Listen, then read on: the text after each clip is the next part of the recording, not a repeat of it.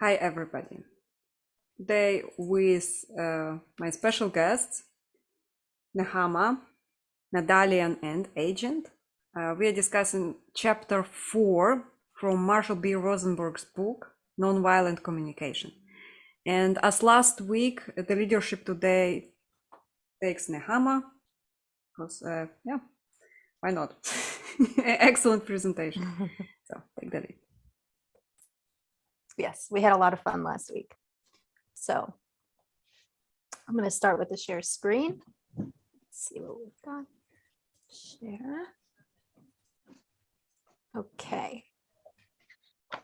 So we're starting this week with chapter 4. Last week we talked about, oh guys, what did we talk about last week? Observation without evaluation. Yes, observation without evaluation. That was actually a lot of fun.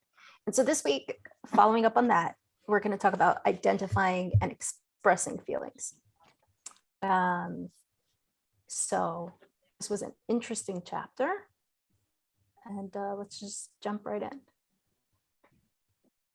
The book started with a quote. He talks about like the importance of identifying these feelings. It says, Rollo May, a psychoanalyst, says, the mature person becomes able to differentiate feelings into as many nuances, strong and passionate experiences, or delicate and sensitive ones, as in the different passages of music and in symphony. I really like this imagery, just showing the complexity and the nuance of how emotions are. This can be, I think, from the get-go a little bit intimidating. You know, we're used to like happy, sad, angry. It's like, okay, well, how detailed do we have to get? Like, that kind of sounds complicating. He goes on to say down here on the bottom, for many of us, however, our feelings are, as May would describe it, limited like notes in a bugle call, which is very, do, do, do, you know, I don't actually know what a bugle sounds like, guys. Don't fire me. But I assume it's very simple and plain. And here he's talking about, the nuances. But why is it important to familiarize ourselves with the nuances of our feelings and identify them? We become much more empowered agents in the world. We can do more. We can navigate our arena and our relationships so much more powerfully. So it's a very useful tool. And the way I think about this, it's like learning anything else. It's a little intimidating to start with, but once you got it, you got it. The knowledge isn't going to just go out of your brain. And so that's actually very encouraging. You really only kind of got to do this once, and then you build up on top of your knowledge. So I would encourage people not to get discouraged by the potential complexity. It really does simplify as you get along. So here we talked last week, the first component of nonverbal communication is to observe without evaluating.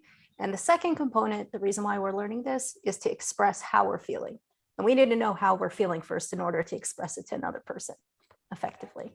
If we just try to express ourselves and we really don't know what's going on, we can't identify how we're feeling, it's not gonna work out.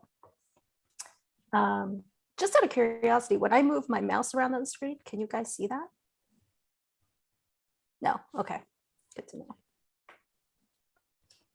So this chapter starts with a couple stories, and I want to go through them because they do illustrate the heavy cost of unexpressed feelings and what we might potentially gain from expressing our feelings. So I think there's 3 or 4 of them. If anybody wants to read, let me know. I'm happy to go through these. But if anybody has an itch, just shout out. I'll start with the first one. Was that you, Kara?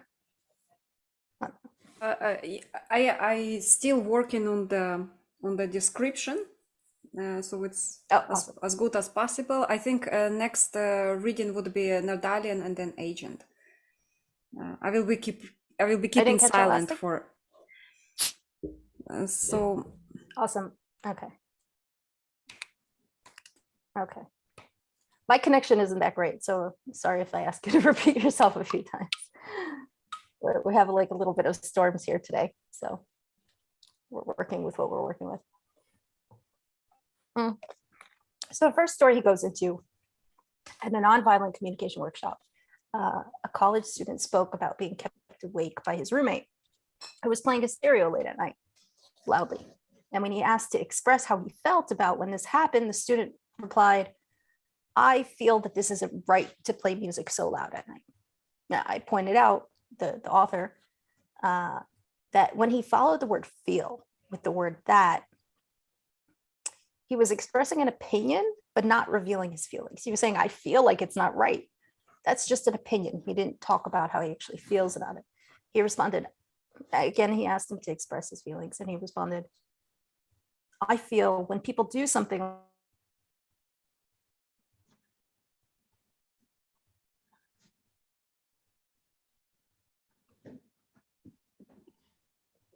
I have no feelings about it whatsoever.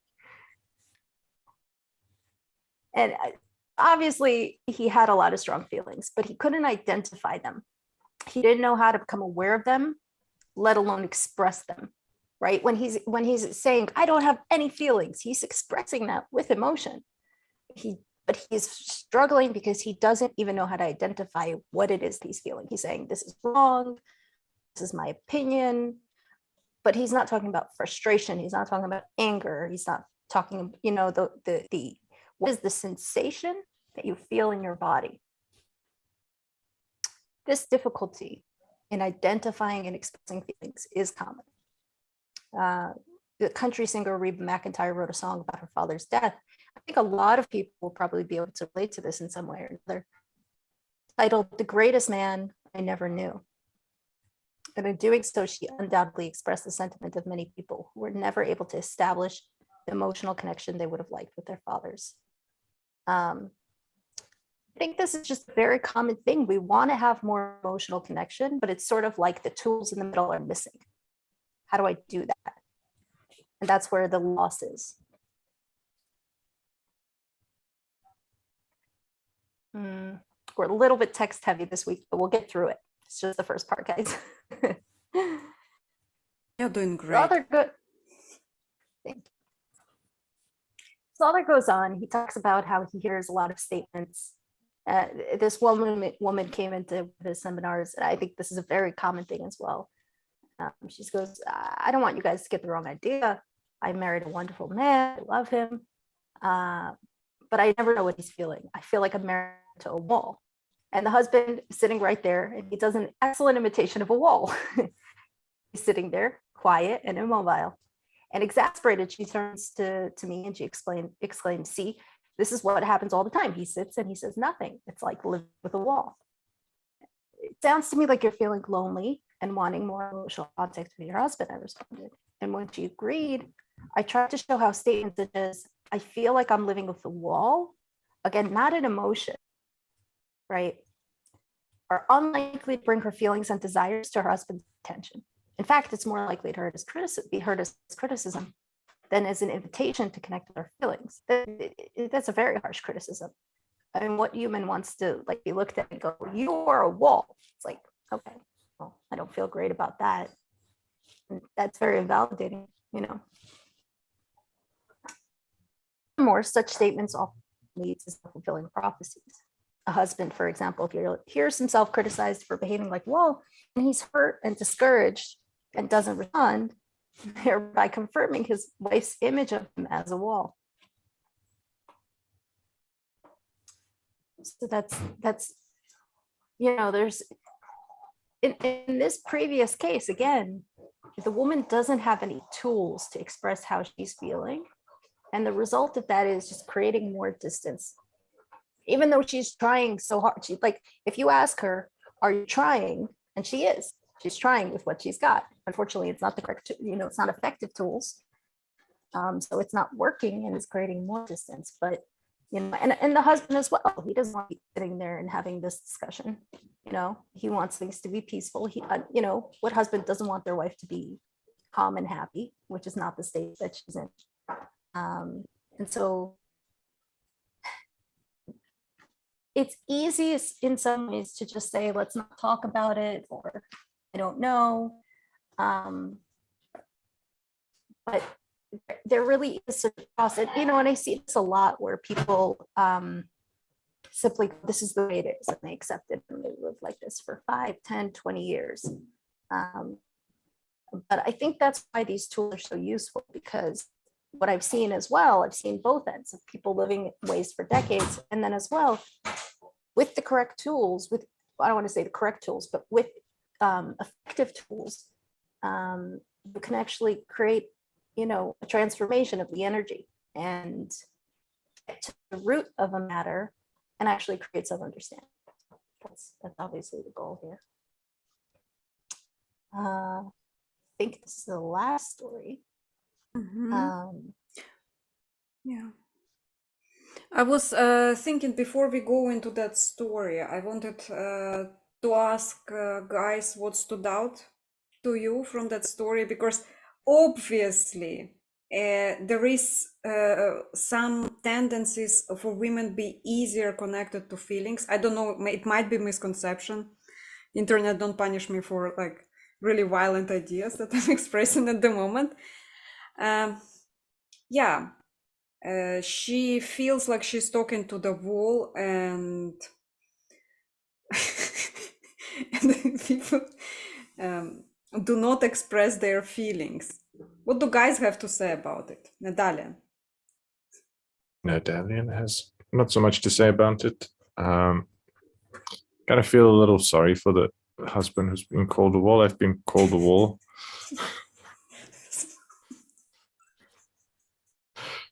Yeah, it's not great.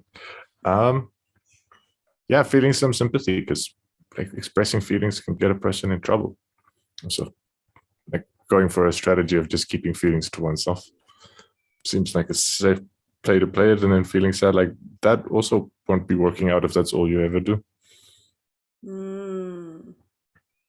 So some of this maps onto my experience with my family, and I'd be like, my mom would kind of like become quiet and distant, and then I'd be like, is something wrong? No, I'm fine.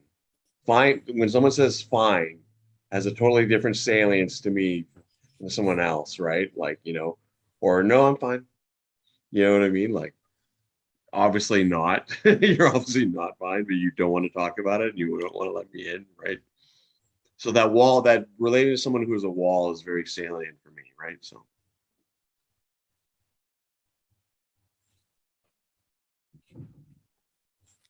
And what are your feelings, Nechama, about that story? I think it's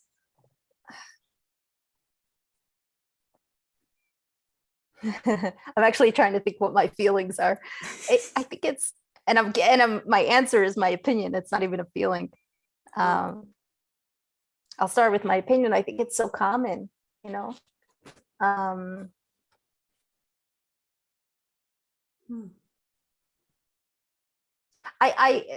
I think it's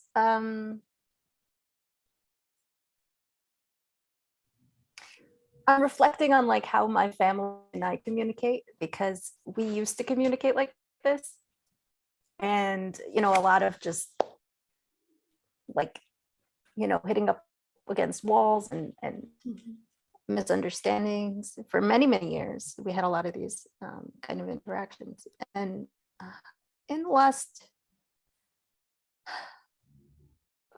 5, 6, 7, 8 years, we've made a significant effort, my siblings and I, my parents and I, the different family members, to sort of try new ways of communicating. And so that's what goes through my mind, because I remember like how it was, and I think to how it is now. And it was a little challenging to sort of get used to doing things in a new way, like be a little uncomfortable to begin with being vulnerable and trying something new.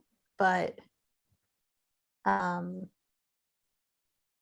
don't know, I'm like it's just such a feeling of relief now knowing that I can call my dad and I can talk to him no matter how I'm feeling. If I'm feeling angry, if I'm feeling frustrated, if I'm feeling sad, happy, I feel very empowered that I can have that conversation, and it's honest, and it's, and it's reciprocated, and it's just so different than it used to be, than what our kind of status quo used to be. So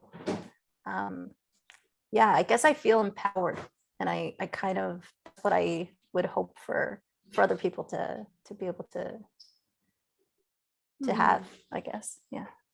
So the thing that I found really interesting that I hadn't thought of before is that notion of like voicing opinions as opposed to how you're feeling. So she says, I feel like my husband's a wall, and that's not an emotion. And she's like, well, you feel lonely. And I thought, wow, that is really interesting, Yeah. because you think you're communicating, and then you're not really communicating your emotion. You think you're, by saying he's a wall, you think you're communicating, but you're not. Sorry, I interrupted you now. Yeah, no, I think that's such a good point. Yeah, and we'll get into that a little later in the chapter as well, which is like where we think we're saying something and what we're really saying underneath it. And the goal is to get to the underneath, and not those, the things on top. I just remember thinking to something, not to put my dad on blast. I love him, and he's literally like the most amazing dad that I have. Like he's awesome. But it's something he used to tell me when like I was much younger. And if I was emotional when we had a conversation, he would say, come back when, what would he say? I can't remember. Something like, come back when we can talk. Like if I had emotions, it wasn't legitimate to talk. And so it was just like a shutdown. Wow. Yeah. That, and to me, sorry. No, go ahead. I want to hear what you say. So I've heard that before. And it sounded like such a wise thing. Like, well, yes, come back when you're rational. You know what I mean? And that's like dismissing your emotions. Right. It's like, oh, any emotion you have is completely invalid. Because you have emotion, it's not valid, which is just like shutting down the whole human experience. It's like, when the problem really is emotion, like the root thing is usually like, if you're frustrated, you're looking to solve that frustration. If you're angry about something. Anger is a protective mechanism. So it's really useful to identify anger, to identify why I feel angry, what the problem is, what do I need to do to fix it? If you shut that all down, it's really actually hard to get into a problem-solving mode that's going to solve the actual problem, as opposed to like putting band-aids on it or shutting it down, which is what, seems to happen very often. Friends, where are you now? Yeah. How does this feel to you at the moment? How do I feel at the moment? I'm listening to lovely music, so I feel lovely.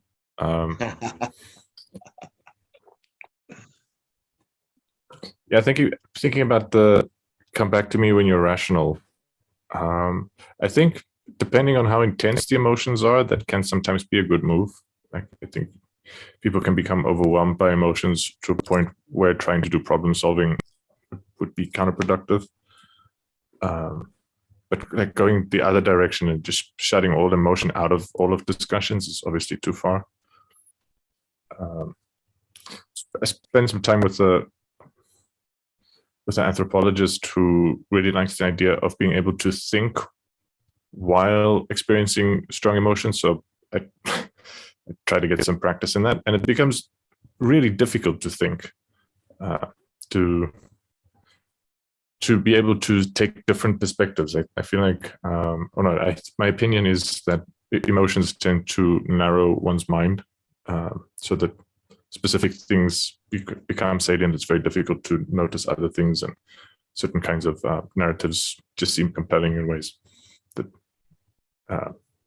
that if it, depending on which emotions, like, so for anger, for example, narratives about how goals are being frustrated, or how someone crossed boundaries, they just seem extremely salient, and like that's all that needs to to be talked about. And if someone's really very angry, having a reasonable conversation can be impossible. And so I think sometimes at least bringing the anger down to a moderate anger and then having the discussion can be a wise thing to do. But just saying, no, if you're having any emotions, and then I won't be talking to you, that seems too extreme. I was wondering how using tools of nonviolent communication, people can advise for the person to calm down. And remember in the chapter 1, where actually Marshall B. Rosenberg was called out from the audience by a really distressed man.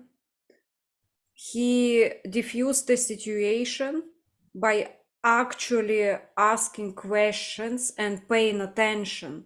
So in nonviolent communication, that stonewalling idea where it's like, right now you're not rational, so no, and like come back when you are when actually might be difficult to deal with.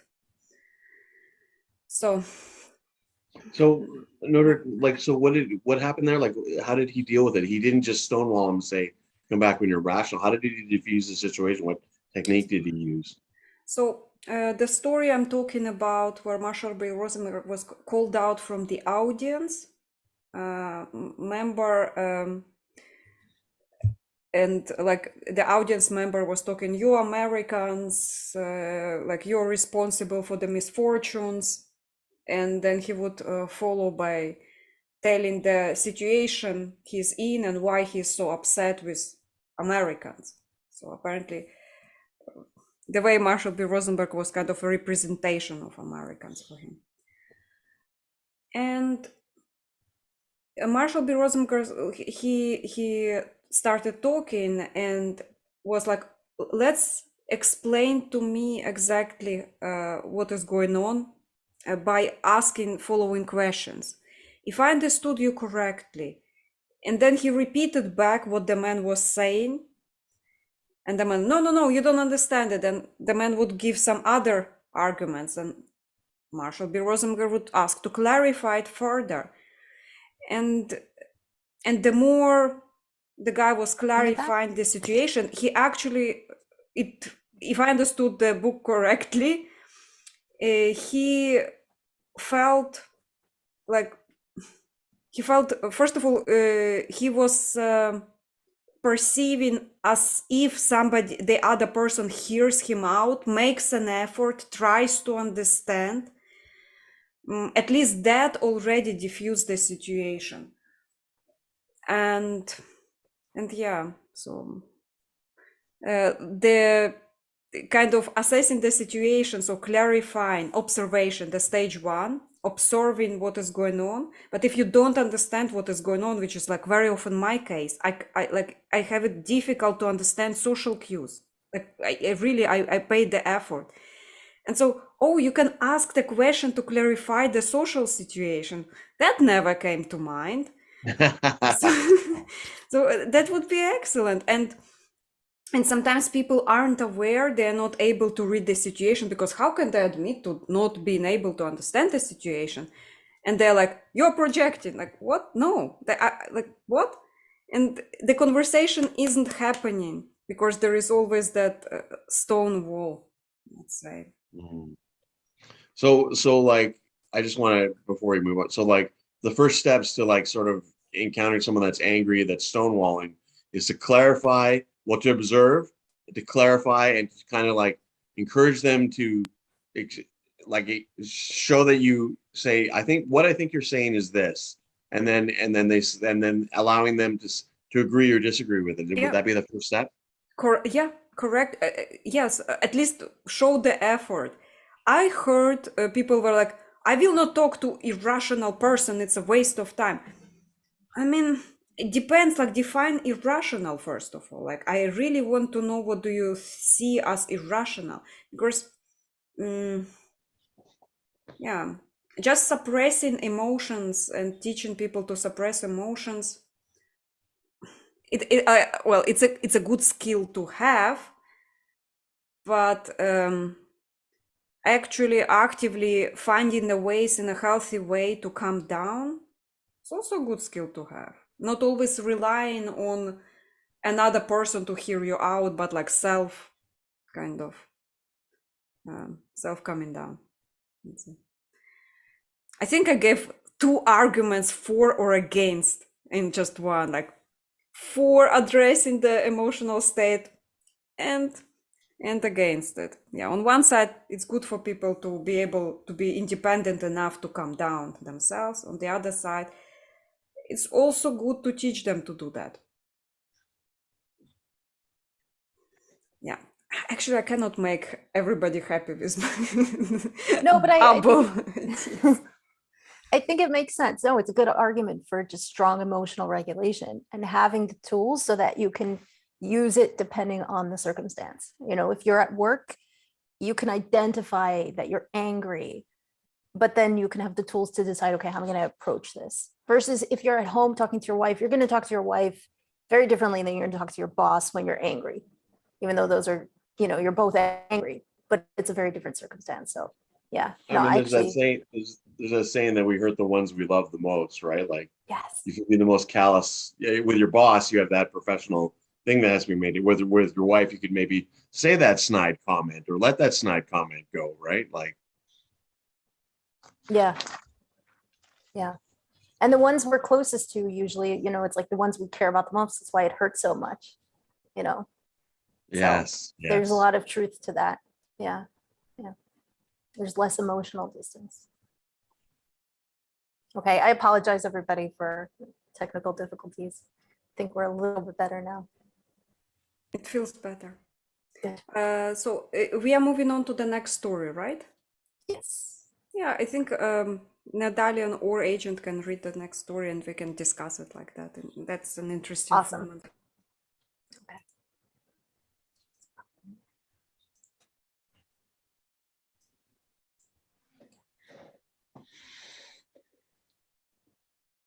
I don't see anything. Oh, there we go. Yep. Agent, do you want to start off? I'd love to. Thank you. I was working with the hospital administrators who were anxious about a meeting with the hospital's physicians. The administrators were eager to have me demonstrate how they might use nonviolent communication when approaching the physicians for support for a project that had only been recently turned down by a vote of 17-1. Assuming the voice of an administrator in a role-playing session, I opened with, "I'm feeling frightened to be bringing up this issue. I chose to start this way because I sensed how frightened the administrators were as they prepared to confront the physicians on this topic again. Before I could continue, one of the administrators stopped me to protest, 'You're being unrealistic. We could never tell the physicians that we were frightened.' When I asked why, he said if we admitted we were frightened, then they would just pick us up to pieces. His answer didn't surprise me. I've often heard people say they cannot imagine ever expressing feelings at their workplace.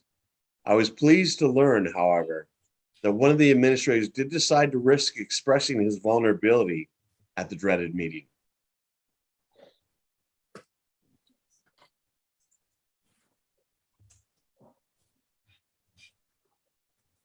Is that, did I read it all? Mhm. Yeah. And Should I then we've got read this as well? the conclusion. Yes. Okay, departing from his customary manner of appearing strictly logical, rational, and unemotional, he chose to state his feelings together with his reasons for wanting the physicians to change their position. He noticed how differently the physicians responded to him. In the end, he was amazed and relieved when, instead of picking him to pieces, the physicians reversed their previous position and voted 17-1 to support the project instead. This dramatic turnaround helped the administrators realize and appreciate the potential impact of expressing vulnerability, even in the workplace.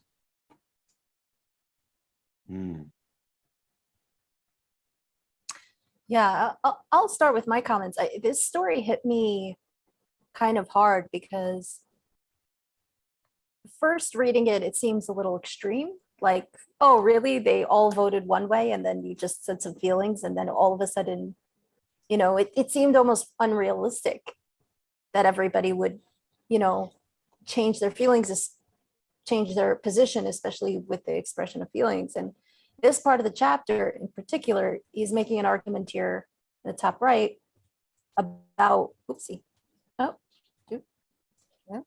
how expressing our vulnerability can help resolve conflicts. And I think that the common thought is like, no, if I express my vulnerability, that's my soft spot. Like, I can't take away my armor, especially at work.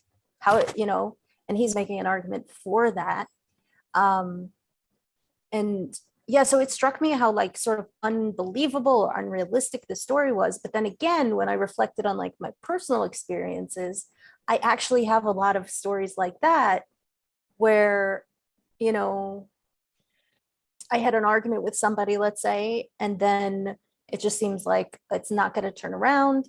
And then, coming back to it and taking a different approach in identifying what was going on, being objective, expressing the feelings, going through these processes, how it actually did create avenues, openings for understanding to happen. So I don't know, I'm curious how this story in particular bounces off on other people because of my like two very different, like my initial reaction, but then my experiential reaction are very different with it. It seems plausible enough to me. So the administrators wanted to do something that they thought the physicians might not be keen. And so when Rosenberg thought he might express some fear on their behalf, like role-playing, that their immediate reaction was that no, the physicians will pick us apart, like assuming an adversarial interaction. And I think going into an interaction, assuming adversarial hostile relations can actually produce hostile relations. So the physicians can sense, oh, we're enemies. And then like even at a non-verbal level, but often this happens at least partially verbal level too. It makes sense that they would then resist whatever their enemy is proposing, because the frame, like the emotional tone, is set as an adversarial thing. Whereas expressing the fear is something that you wouldn't necessarily, well, you wouldn't do that with your enemy. And it is that sort of making yourself vulnerable is kind of demonstrating that the administrators are assuming a collaborative, friendly relation. And just that sort of underlying assumption, or the assumption that's underlying the interaction, can have a big impact on how the interaction turns out. Yeah, that makes sense. It was like a little extension of trust, almost, as an assumption to begin with.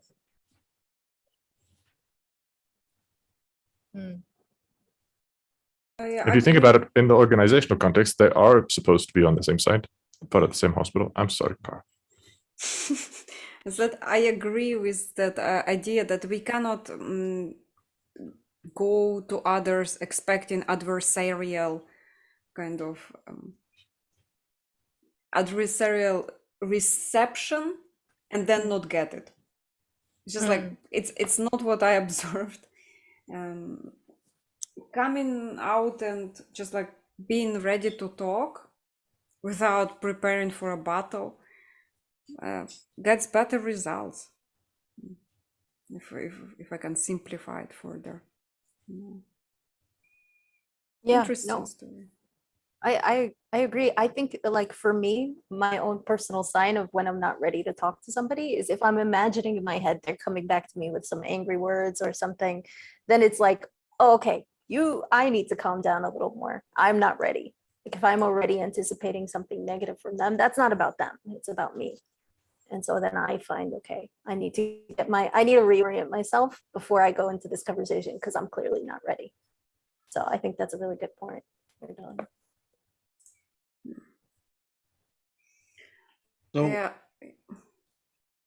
So I didn't quite pick up on like as much of the enemy adversarial relationship, but like I did notice that fear and vulnerability, right? And that wanting to be weak, and almost like thinking of in a professional situation, is it not considered almost unprofessional to show or express emotions in a sense?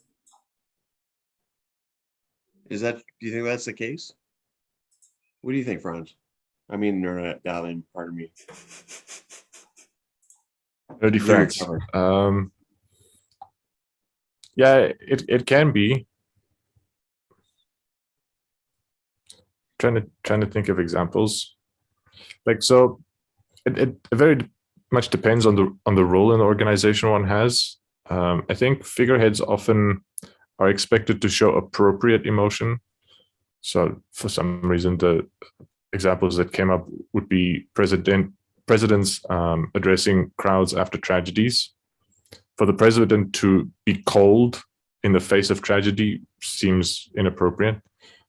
So expressing some amount of remorse or regret or sadness or like a gravitas is expected from leaders in that situation. It wouldn't be unprofessional. And yeah, so I think it's not always unprofessional for people to express emotion. I think it's often unprofessional to express inappropriate emotions and express them in inappropriate ways. Like it'd be hysterical or something.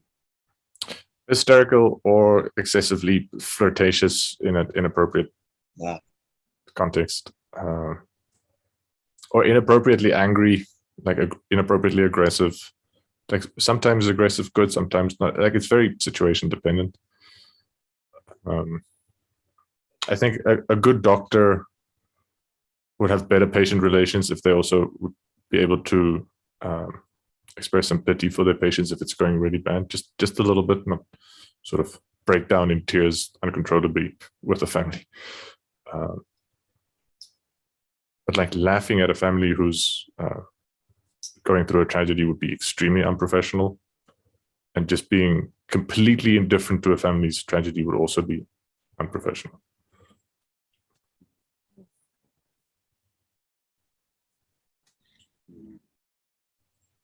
That's really good, and you know something that you brought up is I mentioned my interest in your knowledge of leadership or whatever, but like like a good leader would kind of have the ability to use nonviolent communication or to express the appropriate level of knowledge. That would almost be a component of charisma, which is an aside, not necessarily relevant to what we're talking about, but I just found that interesting. Yeah, I think it's also very very powerful to be able to express emotion without I don't to have control of your emotions, but to recognize and express them. So rather than, I'm angry, so I'm going to pound the desk. Obviously, that's a very strong reaction. But to be able to state, like in a very composed manner, I'm angry, and but to be serious and not jokingly about it, and to be taken seriously, I think that's a very powerful thing. Because I think frustration and anger, things like that, they can be expressed verbally. But it's sort of keeping an appropriate amount of composure in the situation can be helpful. Now, I don't want to go down this rabbit hole, but I'm just going to put it out there. When I think of like Peterson and the anger, like a lot of people seeing him as angry, that suddenly makes me ask a whole bunch of questions that I don't want to necessarily go into here, but like, we're talking about Jordan Peterson. Yeah, that's very interesting. It's like his critics, see him as this angry person or whatever. And that's interesting, right? That ability to Yeah, and his expression of tears as well, and that is very interesting. Like as a public figure, and in which settings would it be appropriate for him to be angry or to cry? In public versus in a clinical setting versus at home. When is it to his benefit or detriment? And like to your point, it gets interpreted like in the same context, different people interpret it differently as well, based on where their worldview is coming from. And like so, like we think that anger is always a negative emotion not to be expressed, but if there's something that you find truly morally outrageous that you think needs to be addressed, maybe anger is a proper motivational thing to express. And let's say you're at a work situation and there's something that is absolutely unacceptable, maybe to not express anger, but I mean, there's obviously a degree of control. I don't know. That's kind of interesting. Yeah, yeah. Well, that is very interesting. Yeah, maybe we can play around with that a little bit more when we get into the identifying feelings and stuff portion. Mm. Mm. Okay. All right, let's jump to the next portion, unless anybody has something pressing.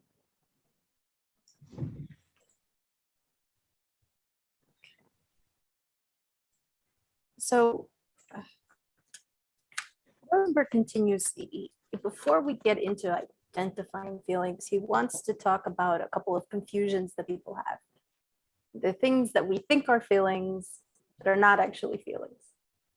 A lot of phrases that we use when we're talking in English, I don't know about other languages, I imagine it could be the same, that we think is expressing a feeling. We sort of overuse this word feeling when we're talking about opinions or we're talking about other stuff. He says, for example, in the sentence, I feel I didn't get a fair deal, the words I feel could be more accurately replaced with I think. In general, feelings are not being clearly expressed when the word feel is followed by words such as that, like, as if. I feel that you should know better. I feel like a failure. I feel as if I'm living with a wall. These are more opinions or than feelings. Another confusion, the pronouns I, you, he, she, they, it. I feel I am constantly on call. I feel it is useless. We're stating an opinion about these things. Names or nouns referring to people. I feel Amy has been pretty responsible. I feel my boss is being manipulative. So for example, you see, I feel Amy has been pretty responsible. Like, can you identify any feeling in that statement?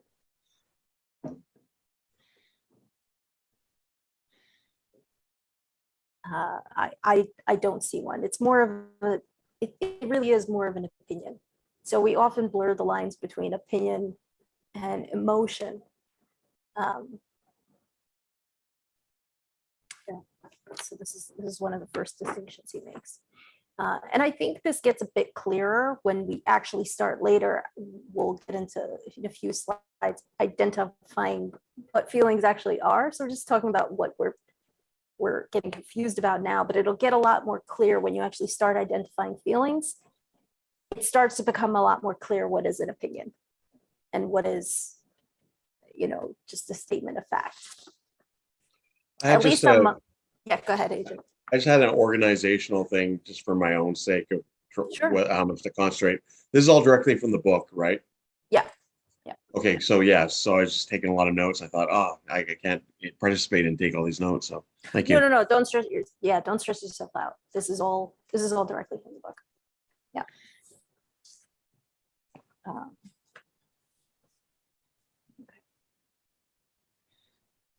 Nerdalliun, do you want to go over this portion for us? Sure, give me a second so I can get full screen going. There we go. Conversely, in the English language, it is not necessary to use the word feel at all when we are actually expressing a feeling. We can say, I'm feeling irritated, or simply, I'm irritated. In nonviolent communication, we distinguish between words that express actual feelings and those that describe what we think we are. So a description of what we think we are is like, I feel inadequate as a guitar player. In this statement, I'm assessing my ability as a guitar player rather than clearly expressing my feelings. Expression of actual feelings.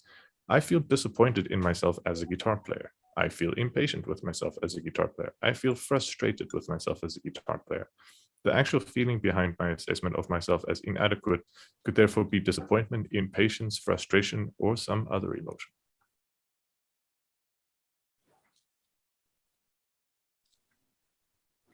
So how does this land for you guys?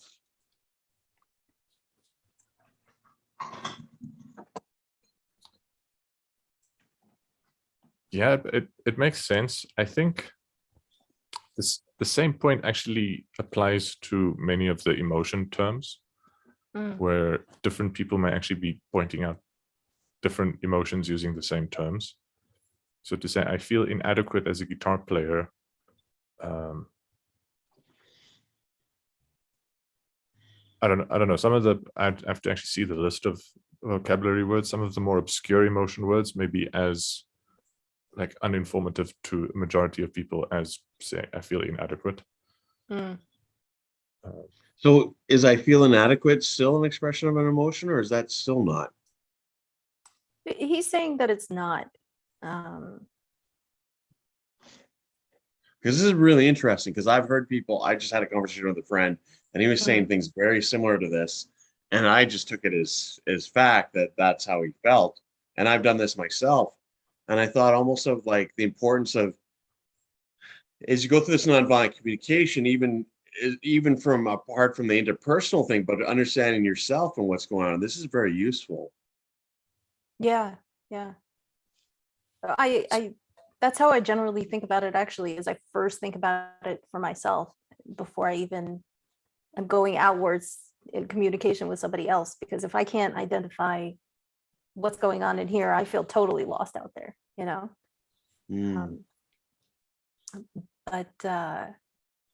Yeah, I thought the point that the word feeling isn't necessary when you're actually using an adjective that is a feeling was an interesting one.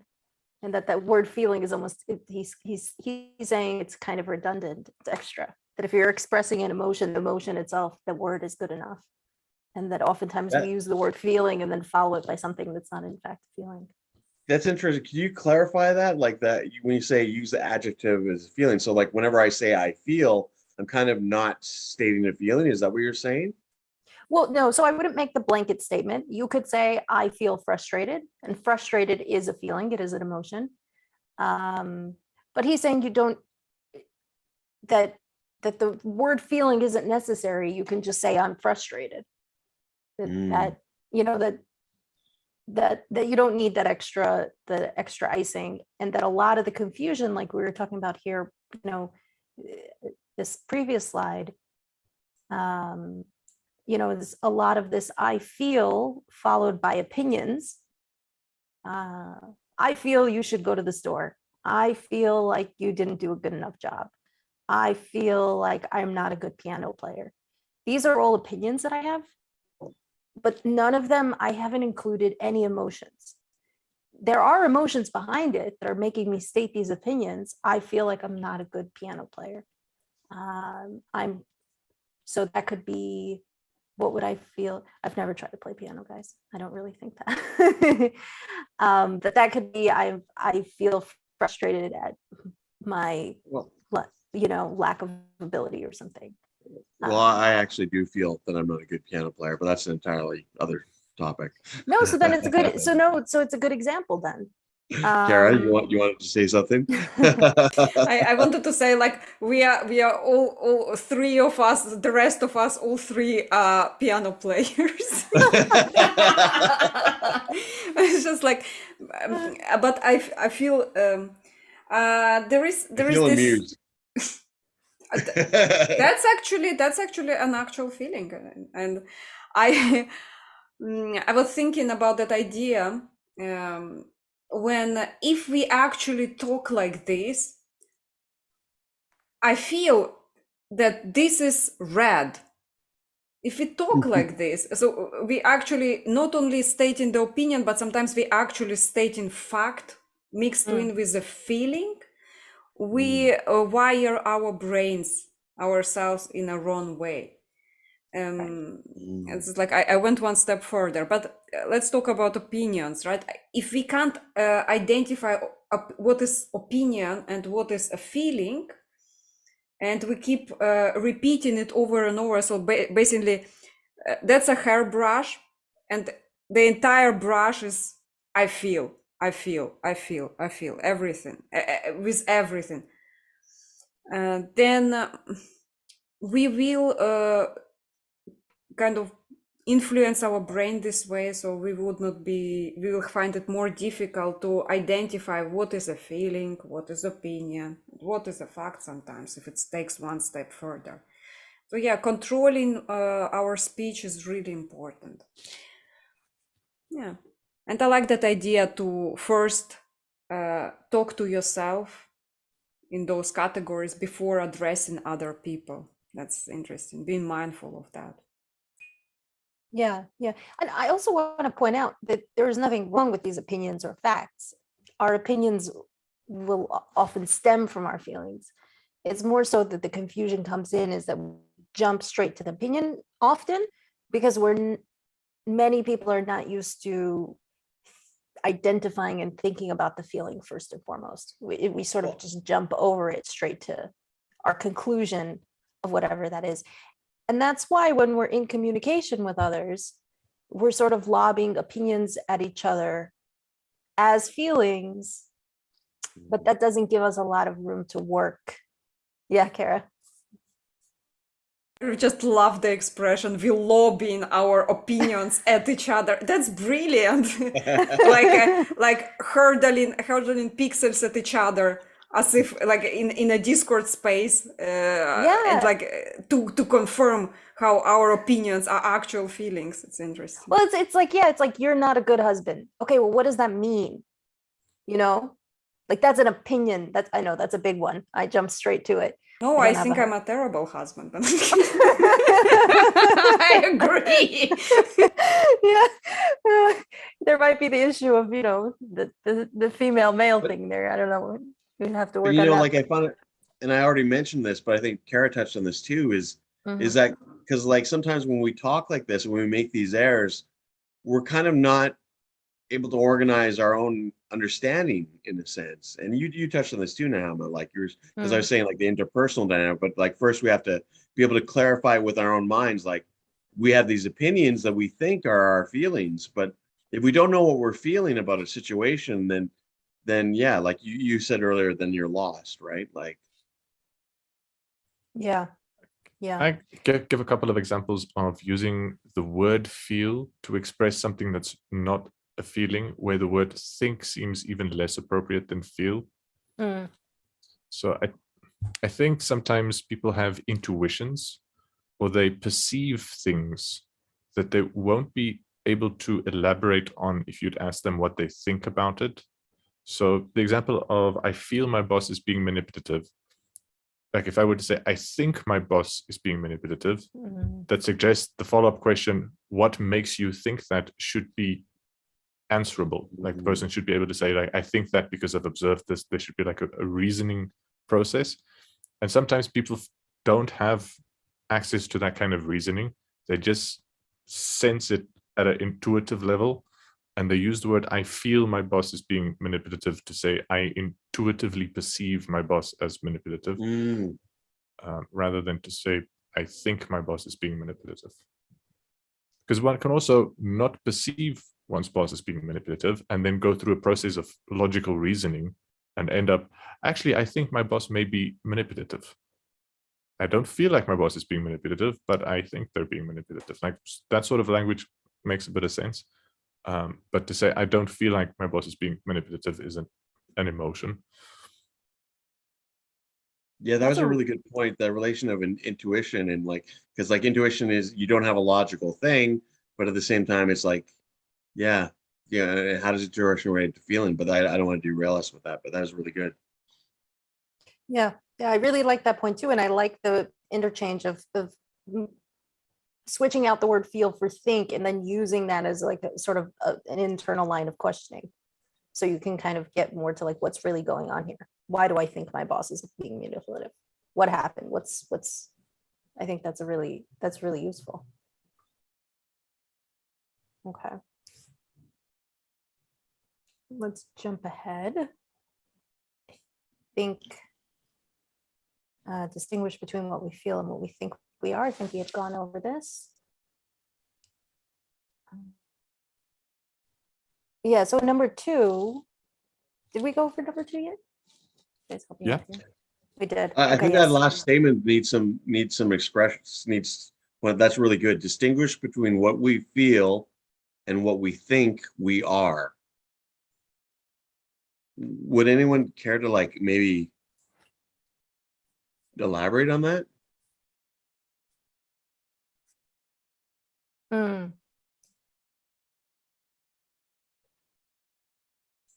Distinguish between what we feel and what we think we are. Because there's a real self-identification thing there. And maybe that's where the feelings get like confrontational, because like you feel that your identity is being attacked when someone dismisses your feelings or your ideas. You know what I mean? The problem with you is, or yeah, I think, okay, so number one here, description of what we think we are. I feel inadequate as a guitar player. I'm putting an identification on myself. I think I am a bad guitar player. So, but just using, yeah, okay, so that would be an example of, okay, no, I'm really actually, Agent, I'm glad you pointed this out, because it's made it a little bit more clear to me. In this statement, I'm assessing my ability as a guitar player rather than clearly expressing my feelings. I mean, it's different if you say I think I'm a bad guitar player, because then you're kind of stating it as an opinion. When you say I feel I'm a bad guitar player, what you're really feeling is you're feeling depressed or untalented or insufficient, or I don't even know. Like I'm having trouble expressing a feeling in that relation. But I think you weren't here last week, but something that let's see if I can make these connections. But one example I had used was like I feel lazy, when using like self-talk, and that would be a description, let's say, of what I think I am. I feel lazy, or I think I'm lazy. So that is, and he's saying again that this isn't really a feeling. He's saying there's actually something behind that. I'm identifying myself with lazy. I'm giving myself the identity. Nechama is lazy. But if we break that down, the feeling would be sort of, I feel inadequate, let's say, as opposed to giving myself an identity. I had talked about like getting away from like when I was thinking about that word lazy in my head and using it as identifying myself, like how to sort of transform that, how I could have an internal line of questioning of like, what does that actually mean right now? Why am I having this thought? I feel lazy. The laundry isn't done. I feel lazy. I feel bad. Okay. Am I a bad person? I'm not expressing this so well because I'm. Yeah. So like when you say like, I feel I'm a bad guitar player, you're almost like kind of like relating an emotional valence to your guitar. Like I feel depressed about myself as a result of not being able to achieve being a good guitar player. I don't know. Yeah, it's the difference between the feeling and putting an identity on yourself, essentially. And you're saying, and so the confusion is that people put this identity of bad guitar player or lazy or something, and then say, well, that's my feeling. No, you've just identified yourself correctly, incorrectly, whatever the case may be. It's not actually a feeling. It's just what you think you are. And why do you think you're that? Because there's underlying negative emotions there. So what is the emotion? Does that make sense? Yes. Yeah, Yes. yeah. I just wanted to support it a little bit more and to give a little bit different example from different perspective. Okay. So what we think we are. Imagine that we feel really, really proud of ourselves, and like we just feel amazing. We feel good about ourselves. It's a totally different turnaround. It will affect how we will think about the guitar. We will think about it inadequately as well. So I'm just like I turned that medal. What we think we are, in a sense, would be depending on what we like, how we feel in the moment. Let's say if we are happy, we will be also inadequate about as a guitar player, because like my guitar plays awesome, and like even playing really badly, not playing a guitar, like playing an air. I'm a great guitar player. It's like even not having the guitar because we feel good. So that's the opposite of the thing number one, if it would clarify it in any way or make it even more confusing. Ta-da!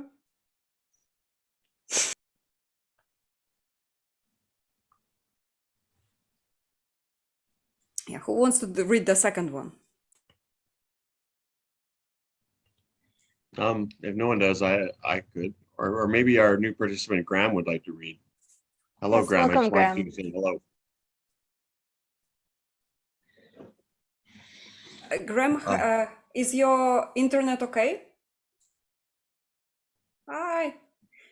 So, Connecting audio, it says. So I can Graham, read it if you choose the side. yeah, okay. Yeah.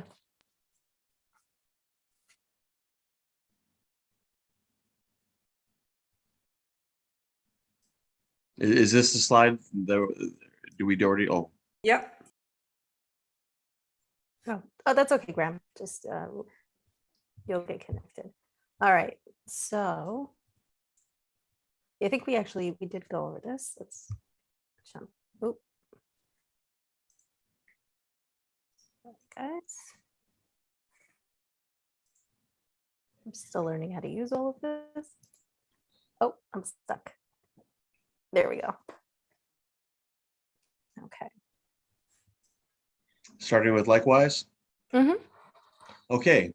Likewise, it is helpful to differentiate between words that describe what we think others are doing around us and words that describe actual feelings. The following are examples of statements that are easily mistaken as expressions of feelings. In fact, they reveal more how we think others are behaving than what we are actually feeling ourselves. Distinguish between what we feel and how we think about others react or behave towards us. 1. I feel unimportant to the people with whom I work. The word unimportant describes how I think others are evaluating me, rather than an actual feeling, which is in fact might be I feel sad or I feel discouraged. 2. I feel misunderstood. Here, the word misunderstood indicates my assessment of the other person's level of understanding rather than an actual feeling. In this situation, I may be feeling anxious or annoyed or some other emotion. 3, I feel ignored. Sorry, guys. Oop, oop, oop. Oh Sorry, no, Agent. Okay, we're back. We're back. I had I some feel rogue ignored. buttons. I feel ignored. Again, this is more of an interpretation of the actions of others than a clear statement of how we are feeling. No doubt there have been times we thought we were being ignored and our feeling was relief because we wanted to be left to ourselves. No doubt there were other times, however, when we felt hurt, when we thought being ignored because we wanted to be involved. Words like ignored express how we interpret others rather than how we feel.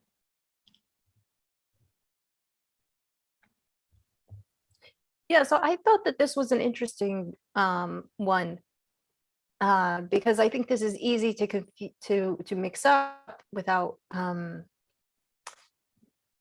didn't quite realize how much we can do this, but sort of already putting a layer of interpretation on other people's behavior rather than our own feeling about it. And again, the word I feel is like very deceiving in the sense I feel ignored, but the ignored is about the other person. Okay, the other person is ignoring me, or I feel like I think that they're ignoring me. But ignored itself is not an emotion. Misunderstood is not an emotion. Unimportant is not an emotion. It's an interpretation of what we think, correctly or incorrectly, what the other person is doing. So we're sort of jumping ahead a step and going, I know what this person is doing. This is what they're doing. And I feel, even though it's not an emotion, they're doing this thing. So we've jumped a conclusion and we've decided based on what they've said, their body language, whatever, what they've done. And what this does is it skips a step of allowing them the grace of, telling us really what they're doing. And it skips the step of allowing us to identify how we're really feeling. Clearly, we're feeling something. If I say I feel ignored, if I'm interpreting somebody else as ignoring me, I feel something. I feel hurt, maybe I feel sad, but the word ignored itself is an interpretation of somebody else's behavior. So I thought that this was a very interesting point.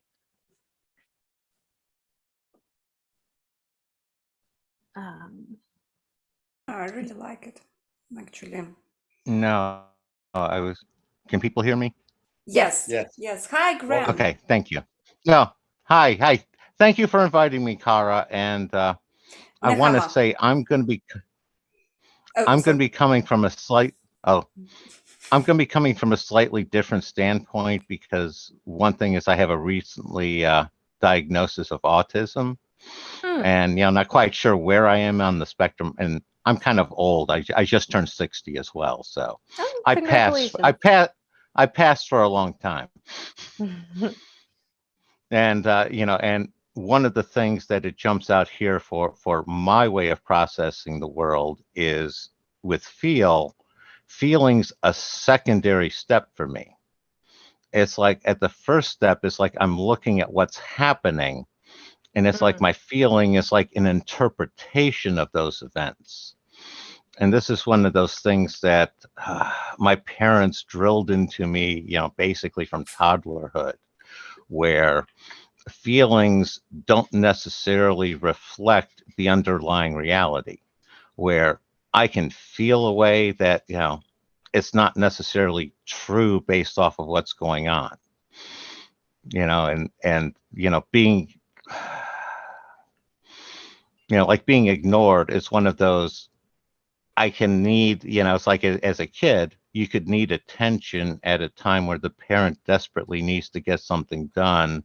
And it's a matter of different perspectives and things like that. And does any of that make sense to you? I'll tag and listen to what you guys have to say about my feedback on what I had to say.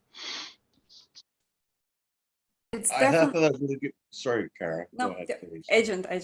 You're the guest. Come on. So yeah, I'm really coming to the understanding that emotions are a valued form of cognition in a sense, and maybe that's the wrong word because cognition relates to reactionality. But when we like ignore our emotions in favor of just thinking or thought or rationality, we're kind of cutting off a part of ourselves, and like somehow that relates to the intuition thing that Franz brought up too. But yeah, so like this really speaks to like clarifying and helping you to not confuse the different channels, right? Like the channel of thought versus emotion, right? And maybe autism has that kind of alienation of that one channel of being, right? Like, People. No. I was going to say great insight. I do stack it into basically like sense and emotion at the bottom, which gets processed by feeling into my consciousness, which is my mental state.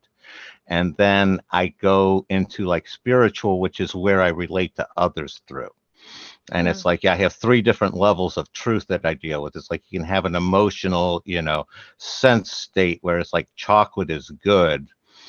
But, you sit there on your mental level, you recognize eating that third dish of ice cream in the night isn't a good idea. And that's where you can get some restraint in there. And it's the feedback between there is where a lot of stuff comes in. It's like, that's kind of with my autism, how I had to learn to process things. Just sharing, guys. I'll go ahead. So like I've been wondering about myself and the spectrum too as well. But like I've been diagnosed as bipolar and schizoaffective.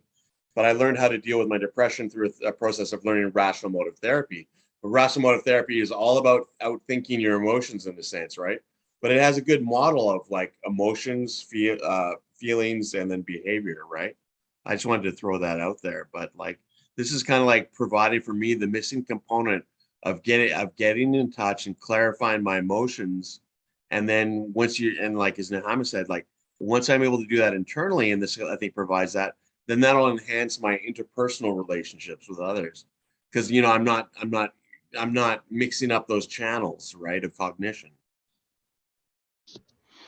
No, it makes a lot of sense. It's getting along with others. One of the things I'm really challenged with right now, because I'm trying to figure out with my autism how I work, how other people work, and how to get along with them. And no, what you're saying makes a lot of sense. Thank you for sharing. Well, thank you very much. Yeah, great to have you here.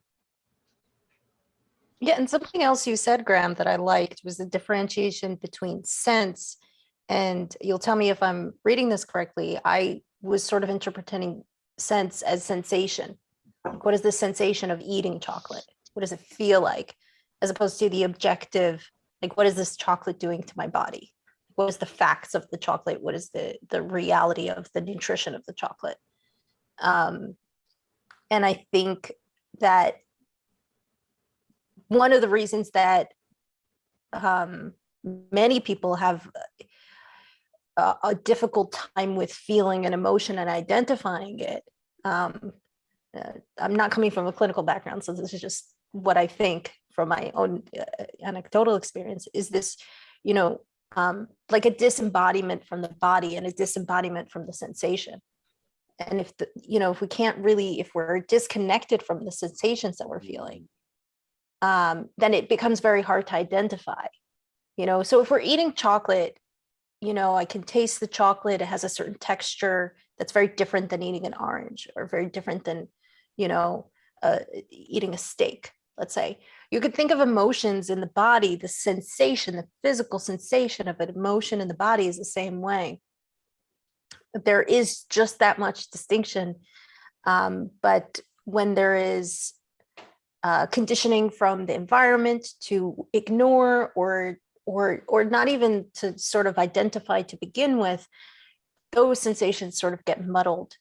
And it's really cool. There's a list that we'll go through later of sort of positive and negative emotions. And what we'll do is we'll sort of, as we read through the list, sort of sit and feel if we can sort of connect them with our body and how they might feel. I think that'll be kind of fun to do. Maybe more fun for the positive list than the negative, but very helpful and very informative, because again, if you're thinking about feeling as sensation in the body, emotion is like, energy and motion. So there's energy in the body, there's fluttering, there's anxiousness, the heart is palpitating. How quick is the heart going? Is it going fast? Is it going slow? What is there a tightness? Is there a muscle in the back that's tightening? Is there a muscle in the neck that's tightening? These subtleties are not as culturally understood or we're used to thinking of them as we are with like food. Food we're really good with. We can sit and describe food from today till tomorrow. So I think the goal here is to kind of get a little bit more closer to understanding the physical sensation of feeling, emotion, similar to food. And once we can do that internally, we can sort of, again, then you can get to the different layers, the objective layers, and so on. And then the relating with others. I don't know, tell me if any of that made sense. So there's a rabbit hole there, and I'm almost scared to bring it up. But I mentioned earlier, and you touched upon it, and especially with food, and I'll use food as an example, and we don't have to go into this too long, but sensation versus emotion. Like, as emotions obviously have a huge sensational component, but it's not, let's say, emotional eating, right? Like, the motivational component of eating could have like something to do with feeling sad or depressed or wanting to change your emotional state. So you reach for that ice cream or that chocolate. But at the same time, the emotion is not solely sensation. It's not solely just the taste of the ice cream or you know what I mean? But yeah, I wonder about that, but maybe that's a rabbit hole. No, but there's an interesting correlation there that we're using another physical sensation to soothe the distressing emotional sensation. Do you mind if I explain how? Let me explain how I've detangled this for myself. And you were hitting on it a lot. Is it Nechama? How do I pronounce that without mango? Nechama. Yeah, Nechama. Nechama. Okay. Yeah, beautiful. Oh, it's the Hanukkah. It's Hanukkah. It's Hanukkah. It's the ch. Yeah. No. There you go. Those are not diphthongs in my normal speech, so my apology. I appreciate that. No, where I'm. I apologize as I sit there and say I have read far more words that I've never heard a human voice pronounce than words I have. Yeah. But no, where I sort that out is sort of a sense is the external, is basically bringing in an external part. the external reality, and emotion is the internal. And what happens is those basically are like your background reality. Those are inherently true. You can't question those. What you can question is how those become feelings in your consciousness. And to me, that's where the cross-wiring comes from, is from the consciousness, sort of that Pavlov's dog thing, where you train that association of, you know, the different feelings together, and you basically form this like complex together, and it becomes a vortex knot kind of thing, if that makes sense to you guys. I'm going to tag. Yes, I'd like to jump in, if I may. So the two threads that I thought I want to pick up on, the relation between physical sensations, between motivations and emotions. They sort of go together in a cluster, and both the sensations are, and there's a pleasant sensation with some emotion and a painful sensation with other emotions, and like emotions can be painful or pleasurable in different ways, and the pains and pleasures manifest in the body in different areas. And there's some work in neurophenomenology where scientists get people to draw in on a little picture where they're feeling different emotions. So they get stories that are cross-culturally validated to evoke specific emotions, and then they're asked to color in little drawings of where they're feeling what in their body. They're very crude. It's just more or less, where do you feel more, where do you feel less at this point? But it would be interesting to have more detailed, see future research more detailed into, like, are you feeling pleasure? Are you feeling pain? What kind of pain is it? Is it a cold pain? Is it a hot pain? Is it a aching, dull pain? Is it like, what kind of pleasure is it? Anyway. Then this other thing, this idea that feelings cannot be questioned, I want to disagree with, if I'm allowed to disagree. Of course. I think Nechama mentioned emotion regulation a little earlier, and I think people who have advanced emotion regulation skills can deliberately feel feelings in a way that could be misleading or manipulative.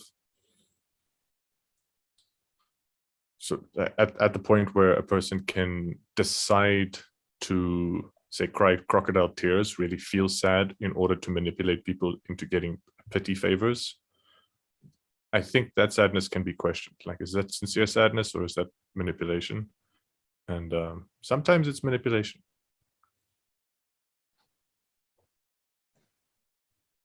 Not always. No, that's certainly, I can't speak for anybody else, but I've certainly seen that. Yeah. I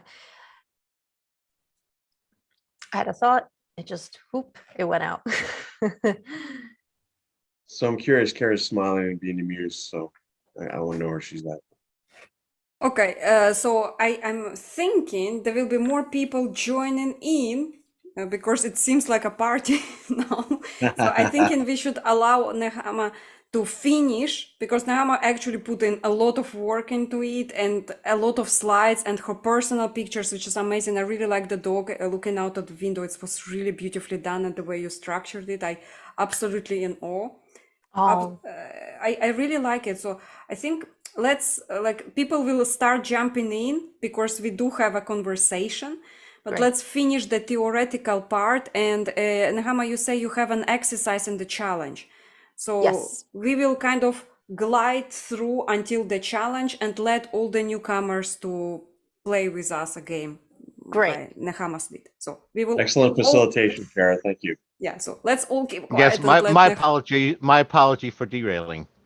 No, Graham, Oh, Graham, it's great it's that you're awesome. here. It's like Yeah. we will have time for more We'll get into the- conversation. Yeah. Okay. All right. We've got a couple more. Let's jump here. Yeah. We've got a couple more slides here where we can identify.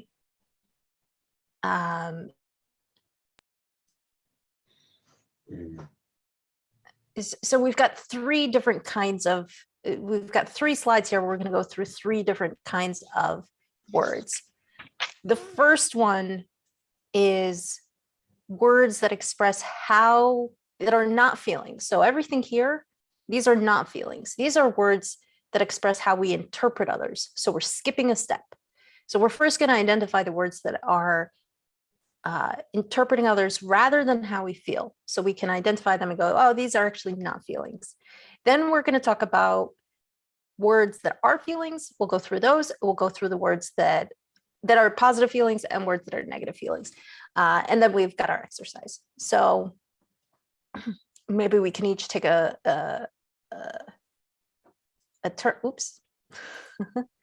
Oh, you guys, you'd think I get better at this each week, but we're getting there. We're getting there. All right, I'll go through these. Abandoned, abused, attacked, betrayed, boxed in, bullied, cheated, coerced, co-opted, cornered, diminished.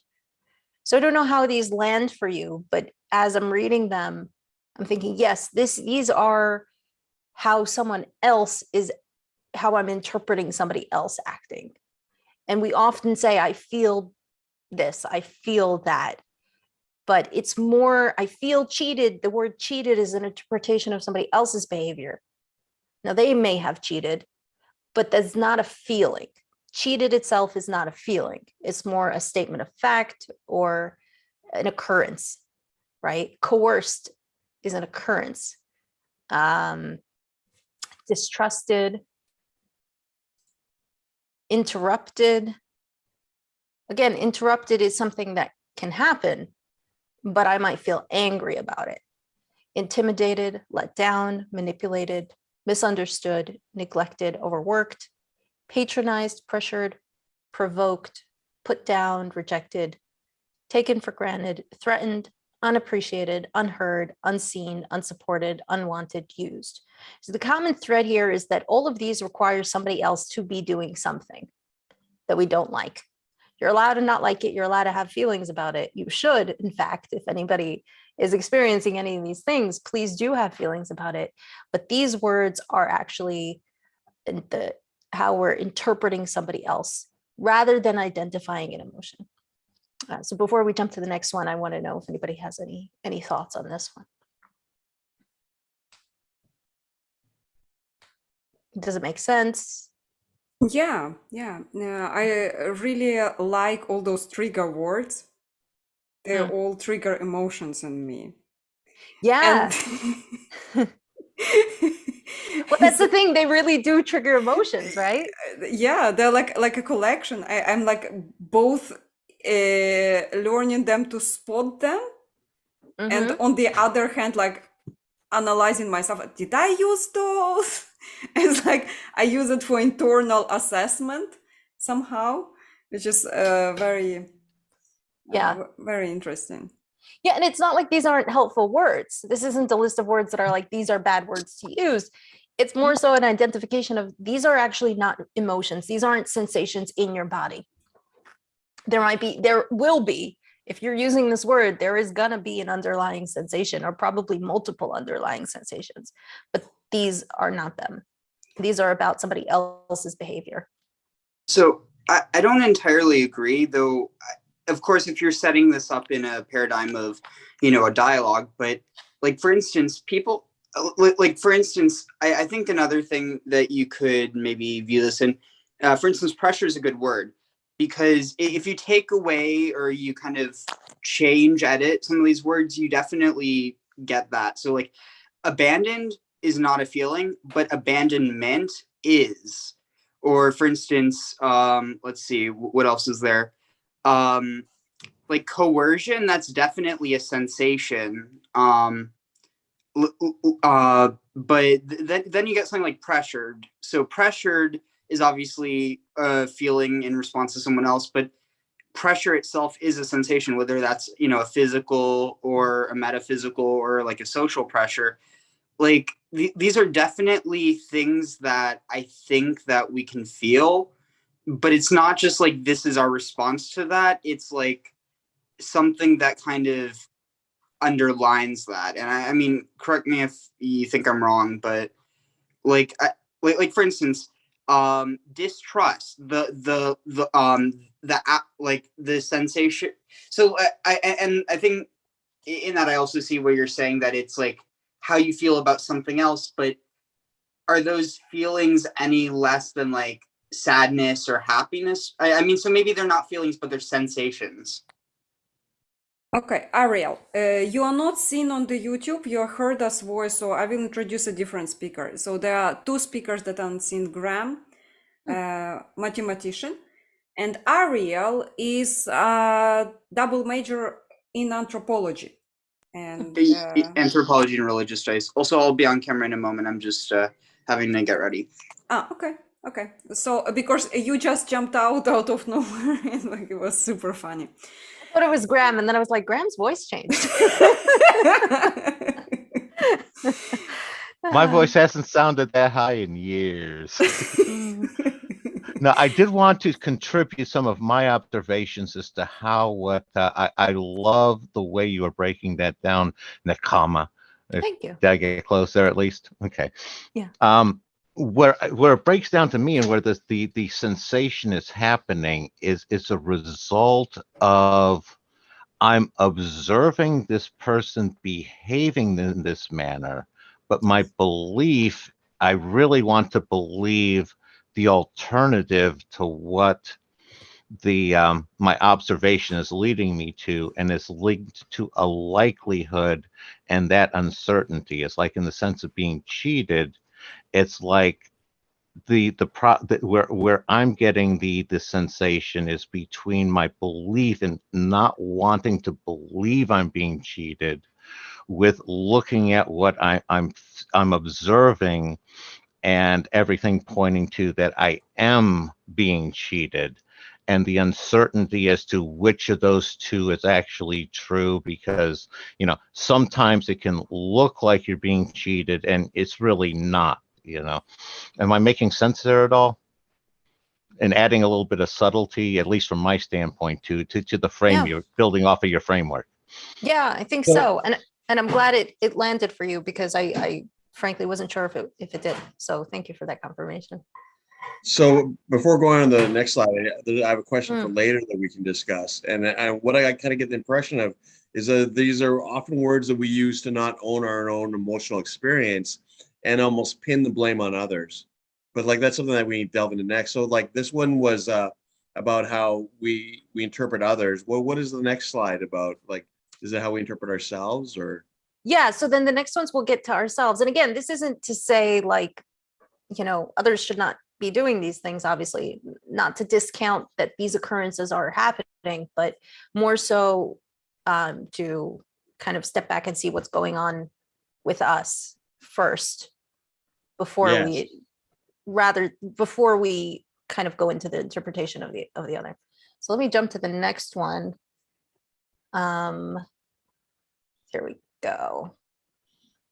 So what we're jumping to now is building a vocabulary for our feelings, right? So we've talked a lot about what feelings are not. These are opinions, these are the actions of others, et cetera, et cetera. But what are our feelings? In expressing our feelings, it helps to use words that refer to specific emotions rather than words that are vague in general. So for example, if we say, I feel good about that, the word good can mean happy, excited, relieved, or any number of other emotions. Words such as good and bad prevent the listener from connecting easily with what we might actually be feeling. They're just very general words. The following list have been compiled to help us increase our power to articulate feelings and clearly describe a whole range of emotional states.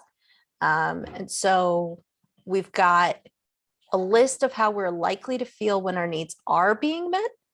And we've got a list of how we're likely to feel when our needs are not being met. Which one do we want to do first? I'm curious if people want to start with the happy or the less happy one.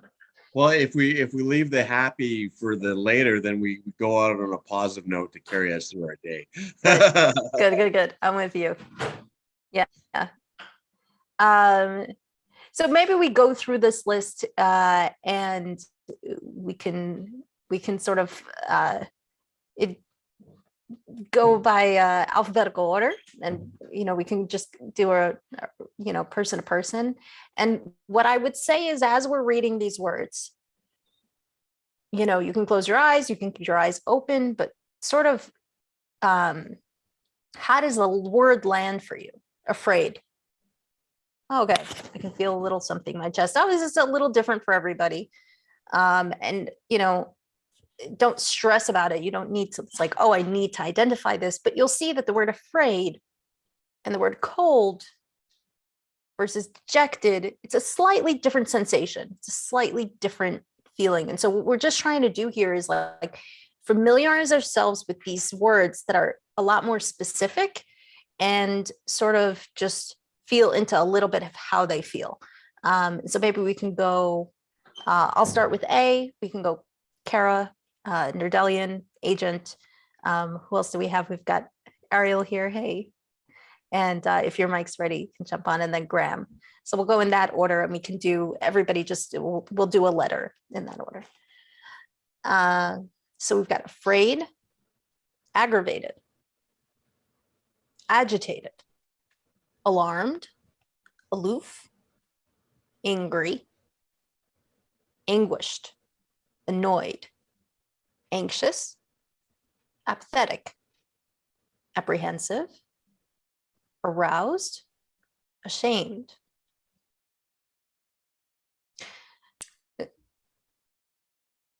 Should I read next already? Go ahead. Yeah. Beat. Wild bird. What? Bewildered. Bewildered. Confused. It's like confused, which is very appropriate. Okay, I'm really bad at reading. So Sorry. bewildered, Peter, blah, blue, bored, broken-hearted, Chagrined, cold, concerned, confused, cool, cross. Dejected, depressed, despairing, despondent, detached, disaffected, disappointed, discouraged, disenchanted, disgruntled, disgusted, disheartened, dismayed, displeased, disquieted, distressed, disturbed, downcast, downhearted, and dull. I had a fun list. It's funny. The disc kept having a very strong emotional valence. I just wanted to interject there. So, yeah, Ariel, you can go with the discorded.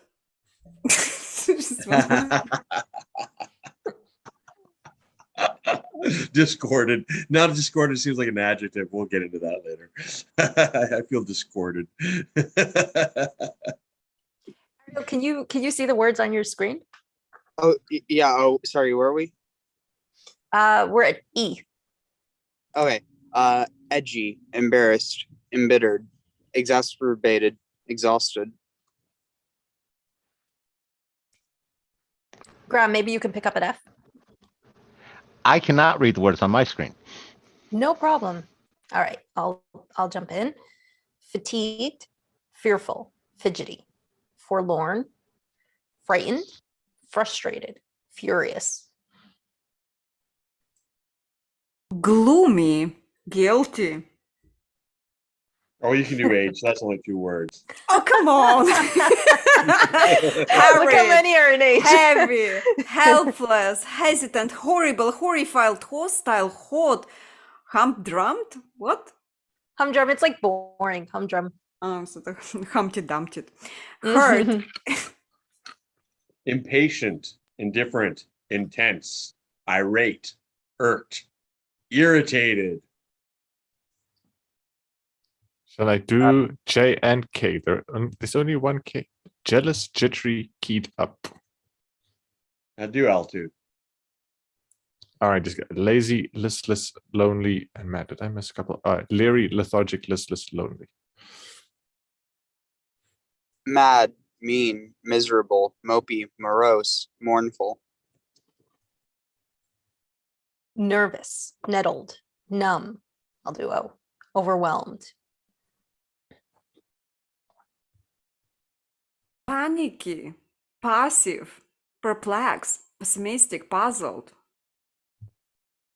rancorous, reluctant, repelled, resentful, and restless.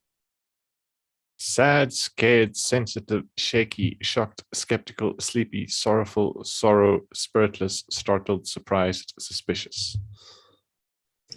Tepid, terrified, tired, troubled.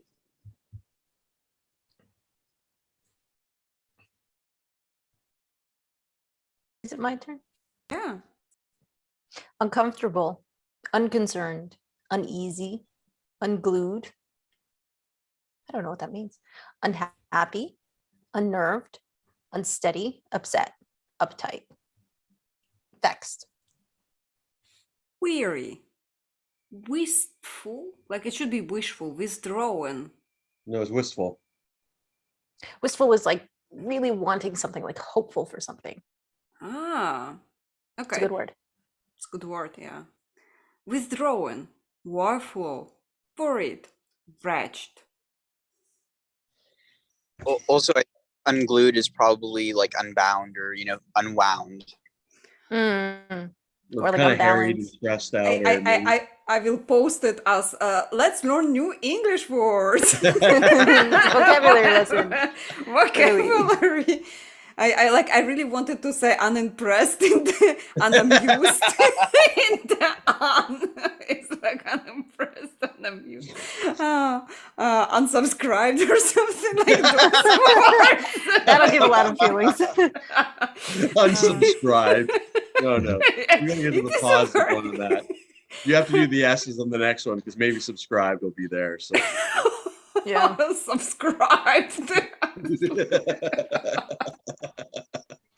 Or with L, liked. Aw. And with N, unliked, unsubscribed. Well, I hope that the first one will be amused on the next page. Or monetized. Maybe we'll get that one. Super chat. Yeah. Exactly, yeah. Mm. So I'm curious how this landed for everybody. You see how there's like a little, like, I don't know what word I would use, a different spirit for the word. It's a different feeling, a different sensation. Like, what did it? Playfulness. Mm. Yeah. Is it a feeling? That's a good question. Playful. I should know this. Is it on the next page? Ooh.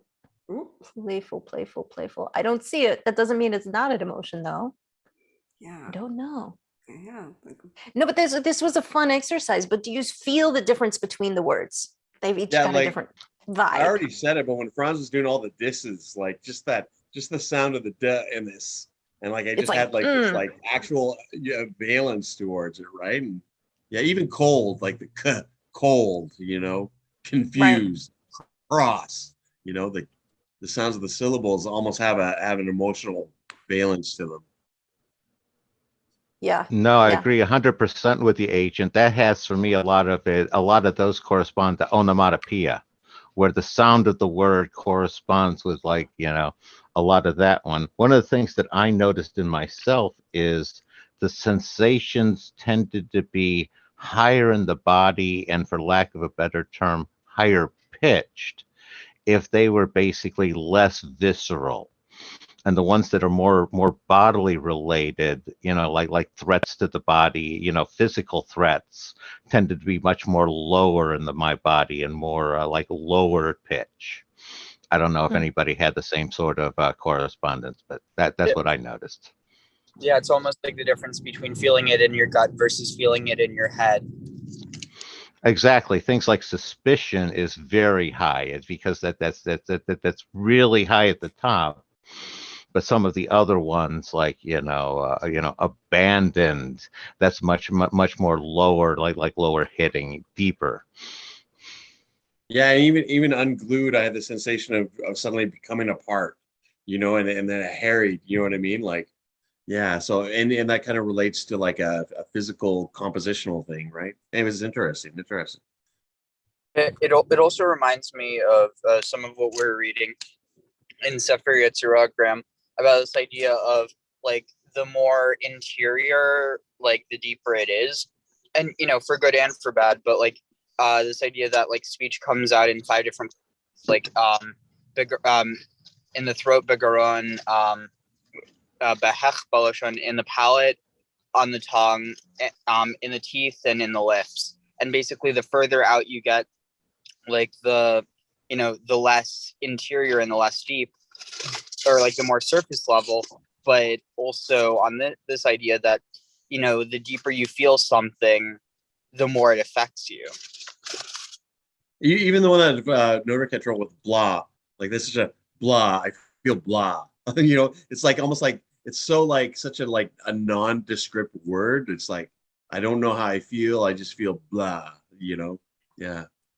Interesting. It's like in the sound of it. If yeah, you feel that. That's interesting.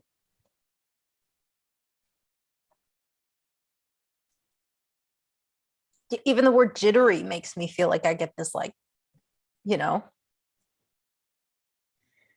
it's sort of like an onomatopoeia only of emotion rather than, I don't know what I'm trying to say there, but there's something there. Interesting, yeah. I really like the word bewildered, because it defeated my reading ability skills. Do you have a feeling as to what it means, Nodrik? Bewildered is surprised. It's like, wow, that It's word is so confused. hard It's to like- read. Yeah, it's like that's ironic, right? Like it's hard for you to read, and I'm bewildered as to how to say bewildered. You embodied it when you read it, Kara. You were bewildered as you read bewildered. You just didn't realize it. That's how bewildered you were. Doesn't that literally mean to be made wild? Oh, Bewildered, yeah. That's To be lost in interesting. the wild, Good catch, Ariel. Well, these are like the thing that reminds me of. So in Yiddish, the word wilde chaya means wildlife. Wild animal. Or wild animal. Well, chaya is literally life. So yeah, no, that's more accurate. Well, it's also animal as well. so chaya is life in Yiddish? No, that's in Hebrew, but also in Yiddish. Ah, okay. But then the vilda, so vilda is Germanic because vilda wild. Yeah, wilda sounds. It's like definitely those words have common roots, wild and wilder. Yeah, so wilder. Wilderness. Bewilder from the 17th century. Here it's saying be is thoroughly, and wilder is to lead or go astray. So thoroughly go astray, bewildered. And think about it, that wilderness is like this idea of the place that is astray, or the desert almost. So it's really interesting, the etymology of these words and how they match the sensation of what we might be feeling when we're describing the experience. It also reminds me of like this idea of the exodus from Egypt, where you're leaving this great Nile civilization to go out into the desert where you're completely dependent on God, or upon the elements for your survival, as opposed to before, like everything's right in your hand. And this idea of bewilderment, it's almost the idea of like you go into the mead bar in order to get the davar, and like how those two words are connected as well. Because the word for prophecy in Hebrew, navi, means to ecstatically speak or utter, kind of almost in a bewildered state. And so I think there is a connection there between this idea of bewilderment for good or for bad and the desert or the wilderness, because the wilderness is the word for desert in Hebrew. That's really interesting. It's interesting because that has a different valence for me, not being a desert person, but being a person that's more where the wild represents more mountains and trees, and being lost in the forest or something, right? So that's interesting. There's almost a cultural component to that. Yeah. Definitely. All right, let's jump to the words that we're likely to feel when our needs are being met. And by the way, I just want to point out that it is interesting that this is the phrasing that he uses to describe the feelings, not good feelings, bad feelings, how we're likely to feel when our needs are not being met versus how we're likely to feel when our needs are being met. And that's generally what's at the root of conflict. The emotion is there to tell us about a need that's not being met, or a need that is, like a satisfaction, something that is happy. So I thought that was interesting. Did you have something to say, Graham?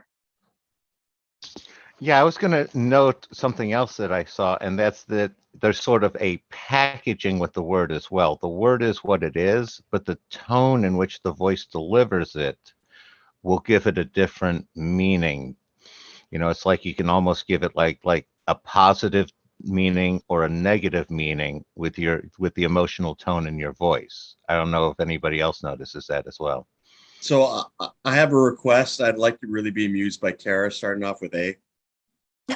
Hold on. I want to address what Graham had to say, because I actually linguistically thought about bewildered, because if my needs are met, I actually feel very bewildered. Oh, no, Kara. Let's change that. Oh dear.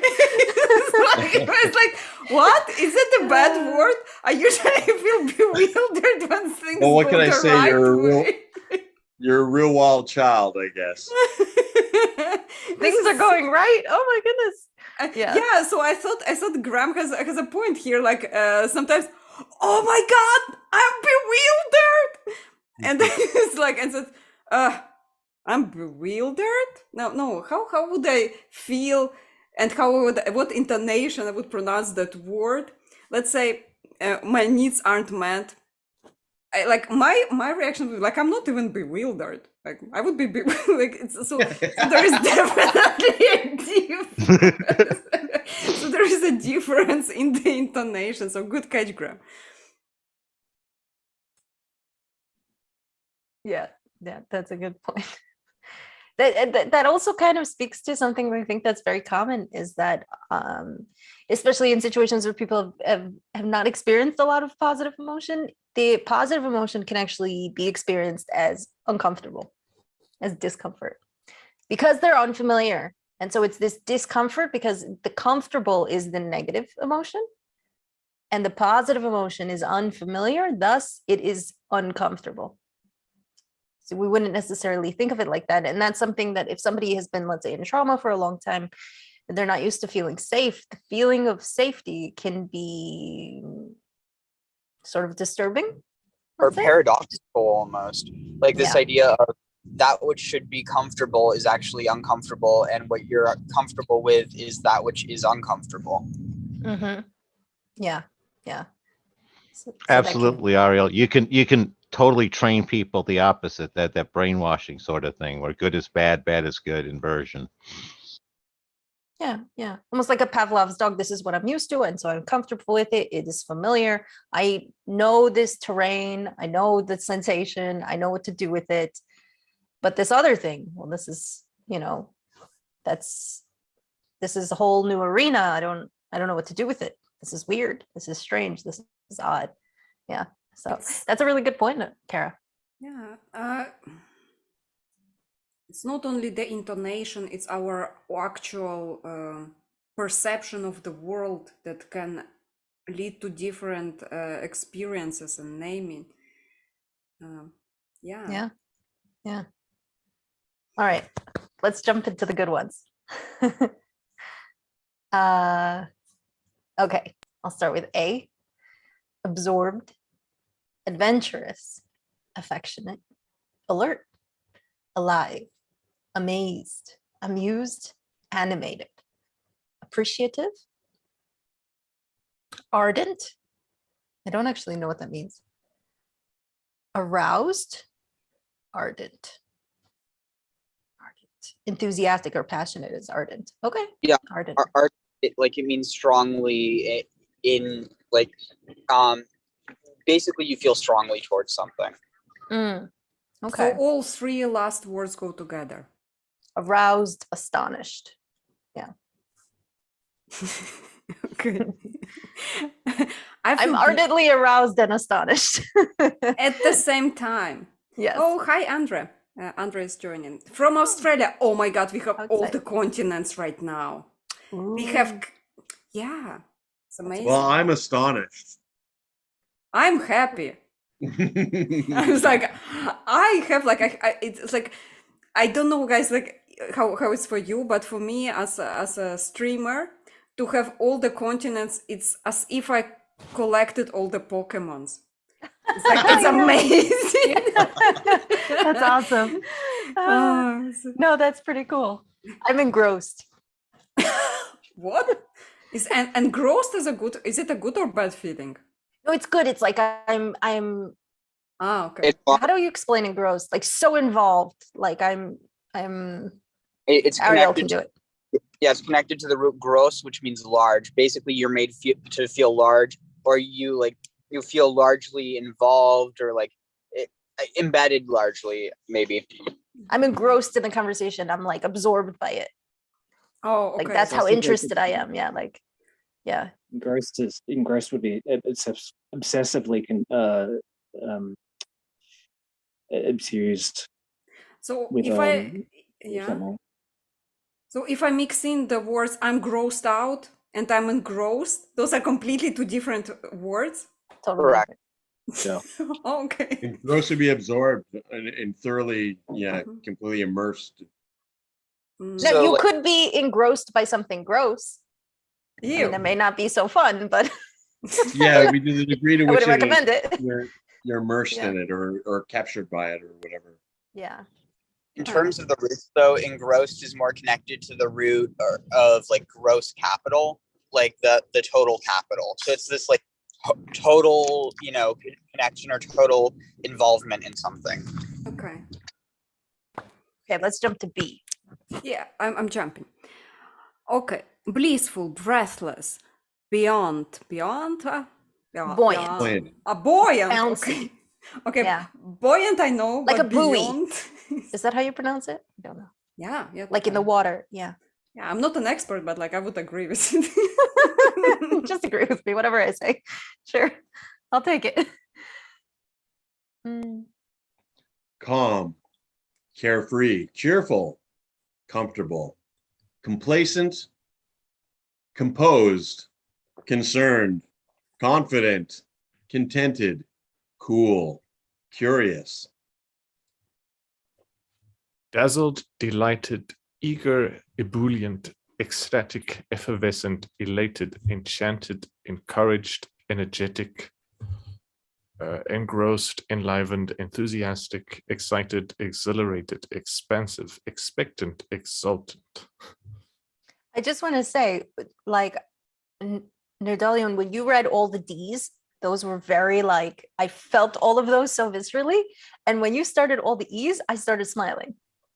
Like it made me super happy just hearing the words, like enchanted, elated, encouraged. So it's very interesting. I noticed too, like the C sounds before had a hard sound when there's the negative, but now it didn't have that, like comfortable. Didn't sound like cold and comfortable. Well, I guess it's a different sound though. Oh, it's interesting. Yeah, it's really astute. Let's see. Fascinated, free, friendly, fulfilled, glad, gleeful, glorious, glowing, good-humored, grateful, gratified.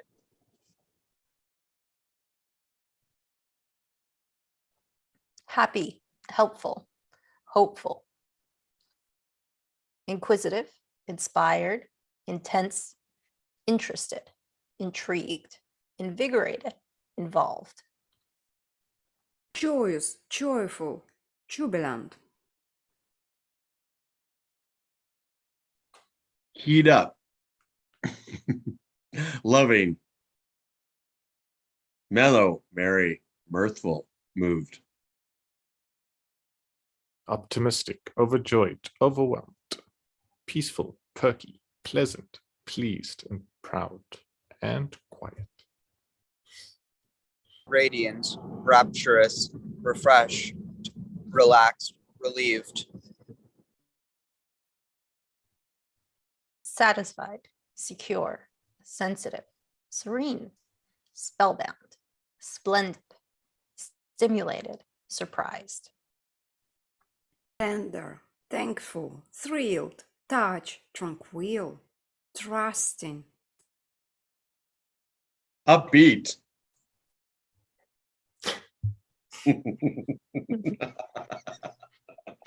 He's done his job.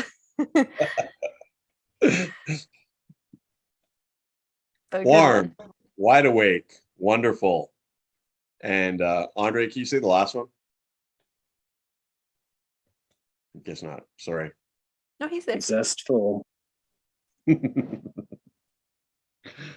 Andre's thinking, Corey, you're such an ass.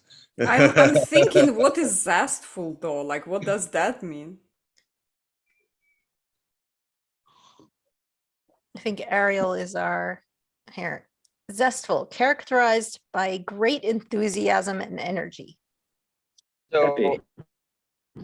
Like effervescent. yeah, I mean, wait.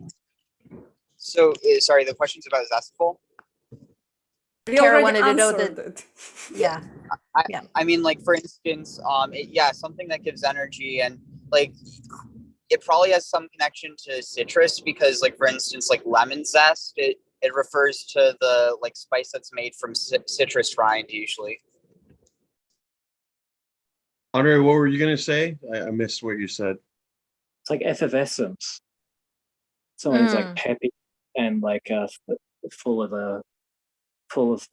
flavor, full of energy, full of life. Oh, they say like Sparkly. have a zest for life. Yeah. Yes. Yeah, Very good. spiceful. So I'm curious how this list hits you guys sensationally, as opposed to the the previous, and any other thoughts you might have on this one.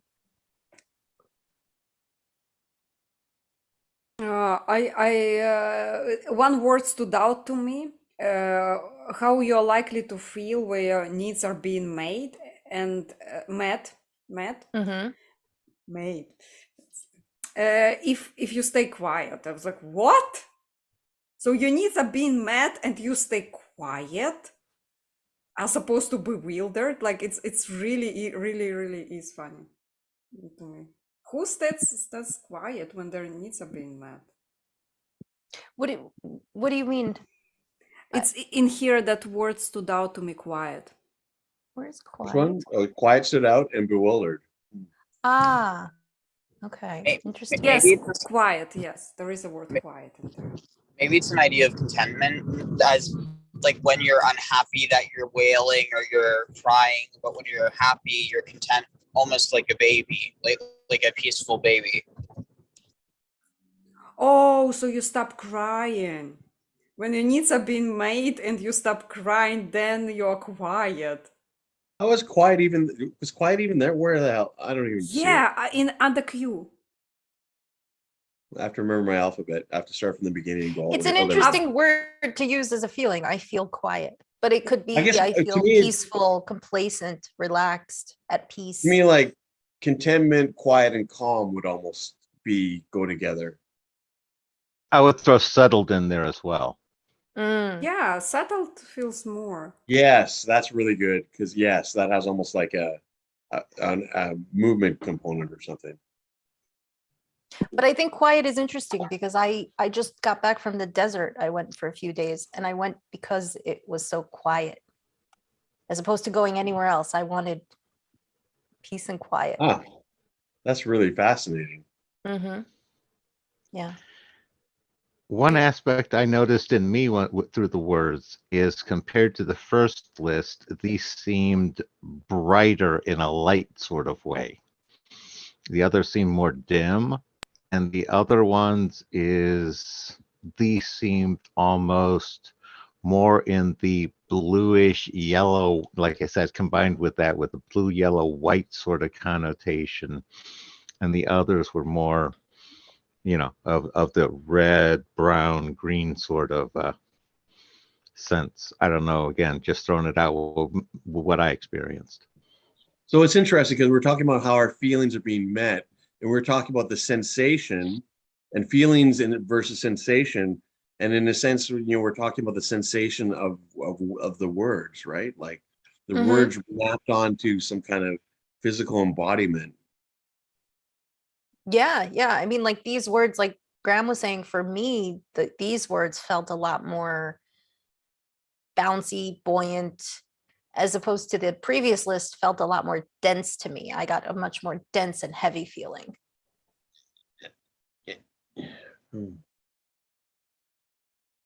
So it is interesting how we experience these things sensationally. I wonder if it says something about my own personal emotional valence, because the words that stood out to me in the other one were like the k, the kind of aggressive k sound, or the dis, which reminds me of disgusted. You know, these very strong kind of like sibilant stuff or something.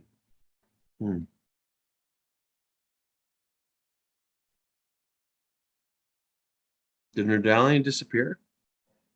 Oh, he's Yeah, listening to the okay. music. No, the Nerdalliun disappeared a little bit. I'm just thinking, are we done? Can I go now? He's done with all the feelings and emotions. Are we? Is there still a couple more slides left? Let's All right, motor let's through it see. and have our discussion. Let's jump through. Okay, so yeah, just to summarize here, that this is just the second component of identifying the feelings. So by developing this vocabulary, this allows us to clearly and specifically name and identify emotions. So the first step in the nonviolent communication was observing behavior. No judgment, no feelings. The second component here is to learn these words, to develop this vocabulary so we can identify our own emotions and thus be able to connect more easily with one another. Allowing ourselves to be vulnerable by expressing our feelings can help resolve conflict. And this nonviolent communication distinguishes the expression of actual feelings from words and statements that describe thoughts, assessments, and interpretations. So what we're doing here was just pulling out the feeling aspect of it. We talked about the objective last week, the objective facts. Now we're pulling out the feelings. And so that was really interesting. And then we've got this exercise, which what did you say the second step was? Sorry, I wrote it down, but I can't read my own writing. just to develop a vocabulary of feelings and emotions so that we can start to identify our own feelings in the process of communicating with others. So we know what's going on inside of ourselves, and then be able to then, which we'll learn later, is to communicate it through this process. And now we have the exercise. Does that mean, is this the last thing then? This is the last Because I don't think Nerdalliun's allowed to leave until we're finished. I did have a quick question. Sure. I was going to say, my quick question is, how are we making sure the other person is correlating the words with their feelings the same way? Because they may be going in a totally different path. Yeah, like I found that interesting from a cultural perspective, because like bewilderment to people from different parts of the world has an entirely different valence than for me. Like, you know what I mean? Like for some people, it's like the desert. For me, it's like being lost in the forest, right? So like, you know, so like in communication, there's that component to it, which is me going on a tangent. I apologize, but yeah. No, that's a good point. And I think that is often one of the misunderstandings that happens, is that we're using words differently. And we all learn definitionally what something means based on our background, context, language. And so this is the whole Tower of Babel thing, right? Where we're all kind of coming to the table and we're using the same words, but they don't mean the same thing. So this is actually a really salient point to bring up. I think this is a little bit later on of sort of how to deal with that. This sort of, and that's part of the nonviolent communication process, is being, well, is it? Kara, what do you think about this before I'm not certain exactly on what I want to say here. Like nonviolent communication can have many like ways of working out, and this is one of them, just like one of the possibilities. There are many theories that you can actually build yourself, Nechama, or like any of you can further that thought and improve it. So yeah, I was thinking too, like as you increase your vocabulary of how you're feeling, then when you go through the first step observing. You go through the step of clarifying behavior. So are you feeling frustrated? And when you feel frustrated, do you mean this? And then you can kind of like zero in into understanding the other person's perspective. Do you think that's correct? Yeah, and I think that having the more extensive vocabulary will help to sort of be able to clarify those terms with people, and see if you're matching up on things. But it's certainly no, that makes sense. It's certainly good to be able to check with the other person if you're actually indeed talking about the same thing. And that's a really useful tool. Sometimes, I'm feeling this, I mean this by this, how does that read to you? Or what do you hear when I say this? Or did you, when you said this, I heard that. How does that land for you? Is that correct for you? Sort of asking for that feedback can be super helpful. And I think the other person will generally appreciate it, because what you're telling them is, I think I know what you meant, but I don't want to assume. So can you, and so you're doing them a favor, basically, by not jumping to a conclusion, and asking them for feedback. So I think you can do that at any time, and that could be very useful. And I don't think that people would, most people I think would be sort of disarmed by that, because they would want to tell you how how they're reading something, if that makes sense. Yeah, I'd like to add a couple of things. Actually, what was mentioned earlier can be quite helpful for correlating how different people use the same words, is to actually break it down into physical sensations in the body. This is universal, right? And use a fairly, it's not exactly universal, but it can help to disambiguate in some cases. It can still be unclear in other cases.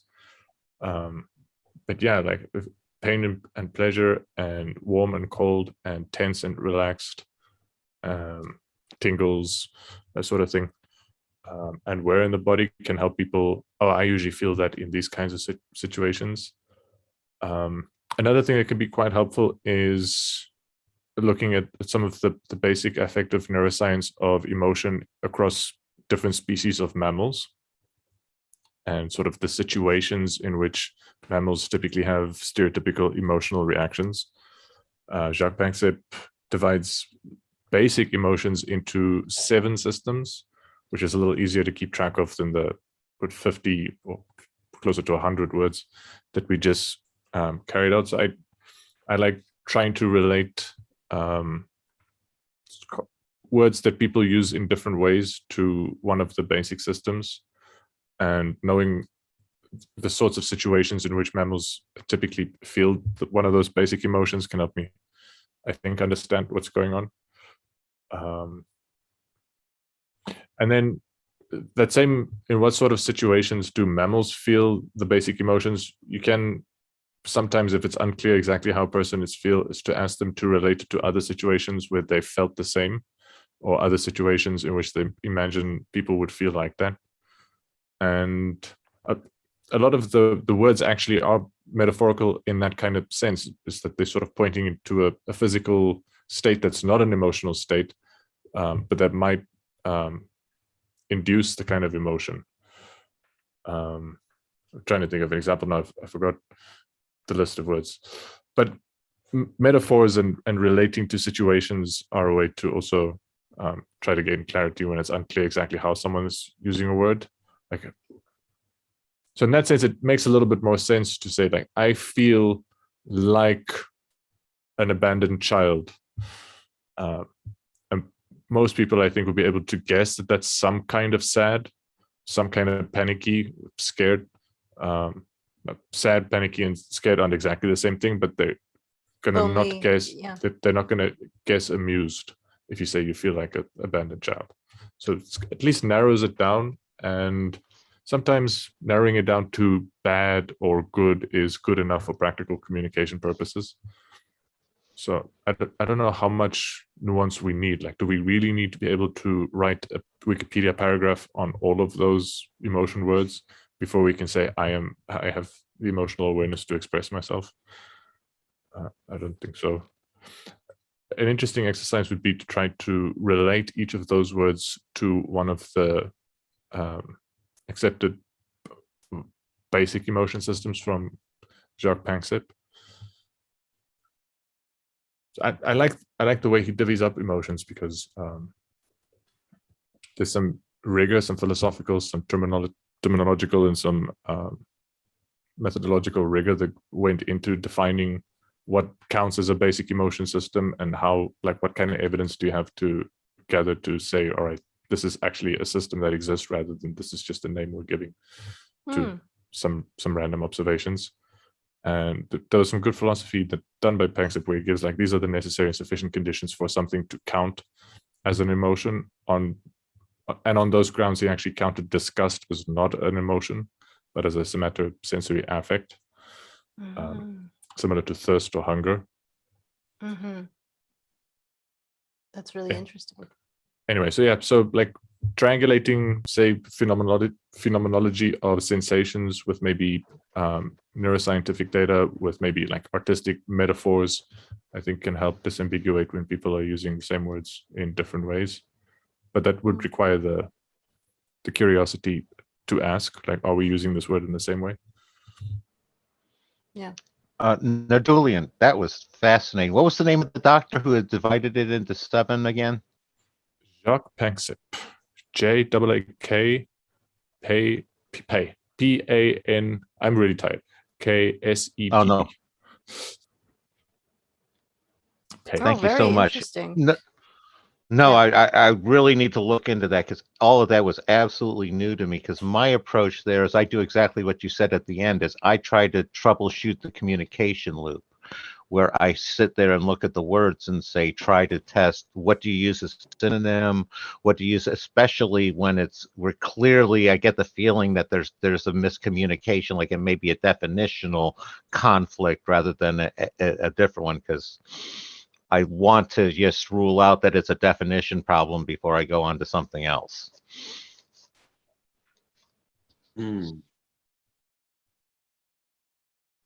So would you guys like to quickly finish the exercise and then have a free chat?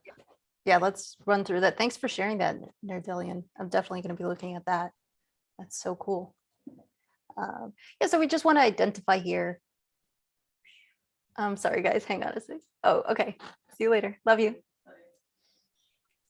No, don't go. I'm kidding. My sister was miming her activity. Would she mind joining one time? Oh, maybe. Yeah, she read the book, I heard. So she did read the book. Yeah. Ali, you're invited if you want to. At any point. She's about to run out. Okay, maybe next week. It would be awesome. It would be awesome. Yeah. Okay. So we just want to see here, identify if these are feelings expressed, verbally expressed, or if it's something else, if it's an opinion or so on. So we can just run through these. I'll start with number 1. I feel you don't love me. So I don't think this is a verbal feeling expressed. I think it's assigning what I think the other person is or isn't doing. Are you assigning what they're not feeling? Like, I'm kind of confused, to be honest. Is it, I feel you don't love me. So the question is this a feeling or not? Am I expressing an emotion? Oh, because you're trying to, you're saying I feel your state. So is that where the disconnect is? It's not even that I feel your state, because I don't know what your state is. I'm telling you what I think your state is. And then you're attributing that to your own feelings. Exactly. So I'm assuming your state. I don't know. Maybe you love me, maybe you don't, but I'm telling you, you don't. And I'm telling you, I feel you don't. And what you really feel is like scared or dejected or lonely, and you're not stating at all what you're feeling at all, right? Am I right? Say that again. So when I say I feel you don't love me, I'm not even stating at all what I'm feeling, because what I'm really feeling would be lonely, afraid, scared. Exactly. So the point is there's nothing bad or wrong about this, but it's not getting to the root of the emotion. I'm not communicating effectively what I am truly feeling, which is lonely, sad, maybe scared. Yeah, maybe I don't feel protected. And this is one I feel I need to chime in, because my autism, I have a very specific sensation in me when those sorts of things happen. And that's what I tried to express before, where I'm getting a conflict between what I believe and what I want to be true, which is that I am loved. And that's within me, that belief, that's a solid thing. It's my belief that I want to be loved. And, that I think that that's the case. And what I'm experiencing leads me to the logical fact-based conclusion that that's not true. And it's the belief that it's true, and that observation, fact-based conclusion that it's not true, at least for me with my autism, produces this dissonance in me. That's definitely a sensation that I feel. I can't speak for anyone else, but for me, that is a very distinct sensation, separate from everything else for me. Yeah, so they're really Tag, trying I'm to out. express an unmet need. Yeah.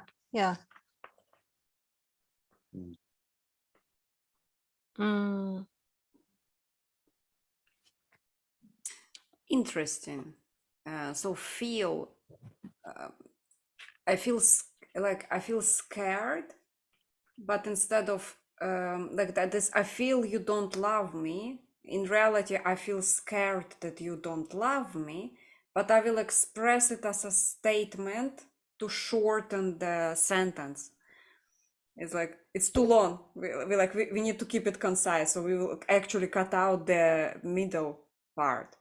I'm scared you don't love me, or I mean, I don't know if it's the length of the sentence, but it's a simplification sort of thing. It could almost be like you're blaming or accusing the other person. You put it on the other person, and you're refusing to be vulnerable by expressing how you feel. Well, I wouldn't necessarily. Yeah. I mean, yes, but I wouldn't necessarily frame it that way.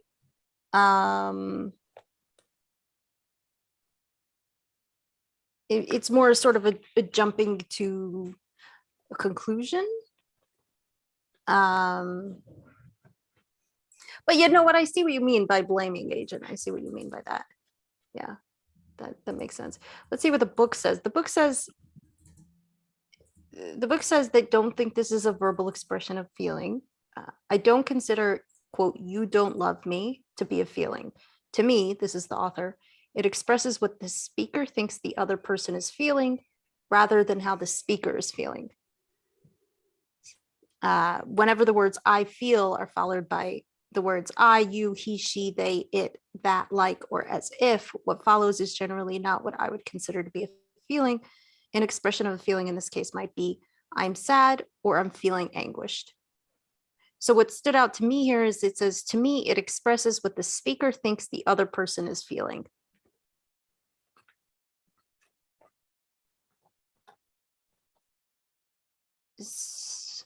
That's kind of what I think you said, agent, where it's the person is assuming that the other person is feeling a lack of love. And he's saying, I feel you feel a lack of love, but it's not a feel. It's really not a self feeling to say, I feel you feel a lack of love, but I feel devastated or I feel anguished is a self feeling. So it's more of identifying, is this a self feeling or am I claiming self feeling when really I'm just imposing what I think you feel? When you, yeah, I don't want to belabor this, but like when you interpret for the other person what they're feeling and refusing to acknowledge your part in it, I'm wondering, like, anyways, I don't know where I'm going with that. Well, yeah, because it's sort of not giving them the generosity or space or agency to express their own feeling. I don't know what you're feeling now, agent. Unless and until you tell me, I can't assume. I really, how am I supposed to know? You might say something to me. You might say some mean words and I might make an assumption and this and that, but I truly don't know the root of it unless and until you tell me. Because you can say one thing and there could be 5 different reasons of why you've said that. Or like to your earlier point, you know, you could say one thing and where I come from, it means something, and where you come from, it means something else. You know, like couples who come from different cultures, this is like this is basically like a huge theme through their marriages of what they have to sort of work through, is these differences of words, and I say this and you think it means I feel this, but really it doesn't, you know. Nechama, can Yeah. I ask your feedback on my approach here? Because with my autism, I've had to sort of like figure out navigate through this one. And I sort of take the approach of I'm uncertain as to what the truth is about this person's state. They may love me, they may not love me. However, I take this from a very scientific standpoint where I have my facts and I have my, I come to my logical conclusion. And it's I'm uncertain whether they do or not. And in a lot of cases, and again, this hits really home for me in a lot of ways, where the words that I've heard say, yes, I'm loved, but the observations of actions don't match those words, and those lead me to not being loved. And it's I'm having a hypothesis of I'm not there, and I'm asking the person. And I'm not accusing them of anything. I'm asking which is the case.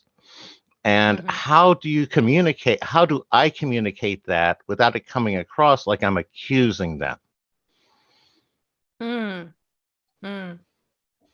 Because I'm not accusing them. It's either they do or they don't. Just let me know, Right. And then you sort of also, tell me if I'm totally off target here, but get into the weeds of what is love and how do you feel love and how does the other person feel love? Meaning there might be a mismatch there. They may be doing something that, yeah, exactly. And that's where you can work it out, where if there is love there and it's just they're doing things that are painful to you, then you should be able to work that out because somebody loves you, they can adjust. But, again, it's like somebody stomping on your foot and then saying that they're not doing it. It's the words and the actions don't match. And it's like, are you intentionally stomping on my foot? I don't know if you are. Let me know. And if you are, I'm going to stop dancing with you because I don't want to dance with somebody that's going to stomp on my foot. Does that make sense at all? Yeah. No, I have a perfect example for this. My sister's staying with me, and I think I'm sitting here thinking if she's okay with me using this example. I should have thought of that. She was out of breath when she came home. She had gone down the stairs, and I made fun of her. I poked a little bit, as you tease like a sister. And usually when I tease, like we have a good laugh about it. I generally have a good idea of like where we're having fun, and I love her to pieces. So I would never do something that would hurt her feelings on purpose. Accidentally, sure, but not on purpose. What I didn't realize, because she hasn't stayed with me in like 2-3 years, we've been in different continents, is I knew she had a physical illness. It's, this is knowledge, but I didn't realize it had affected her lungs to the point that when she goes down the stairs, she can't breathe. And so it was a sensitive spot. And to me, I just thought I was making a cute joke. And so she, she had to point it out to me and, and say like, that hurt my feelings. And I was like, oh, why? And we had to kind of work through that for like 2-3 minutes, like what's going on here, that it's not okay, and then she was like, my lungs. And I was like, oh, I didn't realize, like, I thought, so, and then I asked her, like, did you think I would make fun of, like, hurt your feelings on purpose? And she said, I don't know, I hope not, but why else would you say something that would hurt my feelings? Like, I don't understand. It's like, oh, okay. So we had that mismatch. Like, okay, I'm poking at your weak spot. It wasn't your weak spot 5 years ago, but now it's a new weak spot. And I wasn't aware of that. And I love you. So and I'm glad you told, and so I told her, I'm really happy you told me that because I don't want to hurt you. I would have kept, like I told her, I literally would have kept making fun of you every time you come in the house. One of my favorite things to do is tease my sister, but only in good faith, only when I know it's not going to truly hurt her. And so, Perfect example. Thank you so much. Because Yeah. that's exactly the sort of thing where it's the communication's a dance. You go back and forth, and when you haven't danced with her in a while, you didn't know some of the steps that she's had to adopt to over the years, and you were using what I said. You were stomping on her foot, and she's she felt that pain. It's whether you intended to or not. She still felt the pain from the comment. She would have felt it from anybody saying it. exactly. And that's it. And that's one of those where, again, I'm more than happy to give somebody a couple of them, but when you give them 3 or 4 breaks and they keep stomping on it, at some point you sit there and say, nah, you're kind of doing it intentionally. Tag, I'm out. Right. Or you're not caring enough to make an effort to be mindful here. Yeah. Okay. All right, let's jump. Yeah. I'm sad that you are leaving. And let me close the thing, since we will be discussing it a little bit longer. Okay. Be careful, the screen will change. Okay. So I'm sad that you're leaving. Is it, yeah, it is a feeling, definitely 100%. Yeah. Not have closed it, right? No. Yeah, I can open it back up. It is a feeling. The you are leaving is incidental, but I'm sad 100%. Okay. Nerdalliun, maybe you want to jump number 3. Is this a verbal feeling or not expressed? But 3 is, I feel scared that you say that, when you say that. Yeah, that sounds like a feeling expressed to me. Yeah, I think that one's pretty straightforward.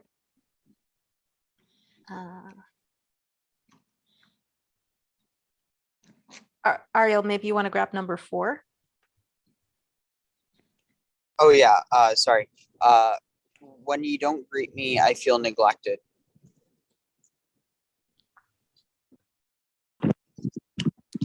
Is this a verbal expression of emotion? Or is it a misidentification? I mean, it's an association that when someone isn't greeted, that they feel neglected. I mean, like I would say yes, but I mean I feel like context could be completely dependent on, or that context determines it. Yeah, I think this is a tricky one, right? The book doesn't consider neglected to be a feeling. It says it expresses what the speaker thinks the other person is doing to him or her. I think you are neglecting me. An expression of feeling might be, when you don't greet me at the door, I feel lonely. I'd just like to point out that people feel lonely when they're not alone. Like they can be in a crowd, and when they say, I feel lonely, the fact that they're not alone makes the word lonely as much metaphorical as neglected might be in this situation. So I'm a little unclear why lonely gets a pass and neglected doesn't. That's a very interesting point. Yeah. I mean, look, the book is it's just one book, so I wouldn't say it's the Bible, the be all end all. And it's interesting. I was talking to my sister about this earlier, and she had a few critiques of the book where she said that she said her general feeling of the book is that she's really glad that Marshall B. Rosenberg wrote it, but she feels like, basically, she's not here. I wish she expressed it so well. Basically, she said she feels like he did a really imperfect job at his writing, and like distinctions, it could be a lot more clear, and he tried his best, and he came up with something that was really, really useful to people. And she's glad that he did it, because if he didn't, there'd be less of this goodness. But that he wasn't super, super clear. He could have been a bit more clear on his writing, his style, and his explanations and so on. So I think it's a fair criticism, frankly. there is a lot of actually criticism about his method, about his book, and the reason I'm trying to talk about it with people who have different opinions. We do not comment, oh yeah, how amazing this book is. No, it's okay to disagree. It's actually excellent when people see things with fresh perspective through their experiences. Like, what about if I'm disconnected from my feelings? It's really hard for me. And like, what if I actually perceive world in a different way? So for me, I actually like those words, they I could mix like based on my brain wiring, I could actually exchange some of those. And yeah, there is, I wish there will be more books, let's say, like that. So I think your sister, she can actually get her own criticism of the book out. Like there is a really good book, Anti-Carnegie. It's called Anti-Carnegie. It's a book that completely just criticizing methods of Dale Carnegie. Excellent book. It's actually better than Dale Carnegie's book. The book is like witty, funny, and absolutely insightful. It teaches about non-manipulative way of perceiving the world and others, whereby like so guys, that's so check it out. interesting. Yeah, and I also want to point out to you guys, in case it's not clear, I am by no means an expert, and I'm sort of learning this along with you guys. So I'm definitely not an authority here. I'm relying as heavily on your You did the feedback presentation. and You're opinions. definitely an authority here. Like, by the way, I add in the description that talk is led by Nechama with us as guest. Yeah, no, but I'm saying is that I appreciate that, but I appreciate this bouncing off. Like, I think you made a really good point about the lonely. It depends really how you're using that word. And in one instance, it's a feeling, an emotion, and in another instance, it's really more of a metaphor. So, yeah, that's a really good point. Okay. Oh, we've got Andre on camera. Hi. Okay, let's jump. Let's jump to the next one. Where are we? Number 5. The agent, you can grab that one.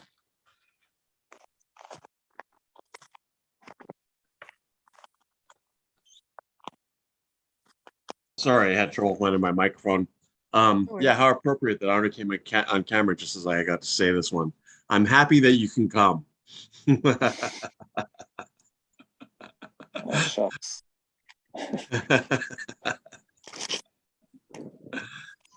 That one seems obvious.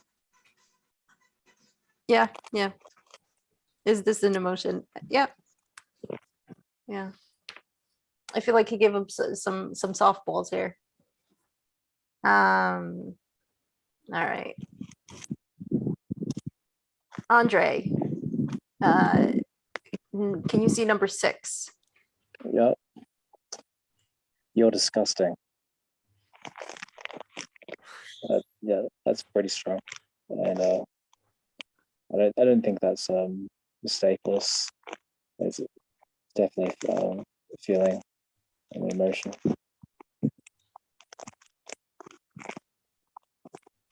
So disgust. Yeah. It could be in a state of disgust in saying that. That's a statement that's sort of emanating from that. But then on the other hand, it could also be just an observation that's driven from another feeling or emotion as well. So from like from vile fear or like a visceral sort of hate for someone, you could say you're disgusting, and it's not necessarily driven by disgust. So I guess that one's a bit tricky. Yeah. I think it's even more tricky because I think the key word here is your.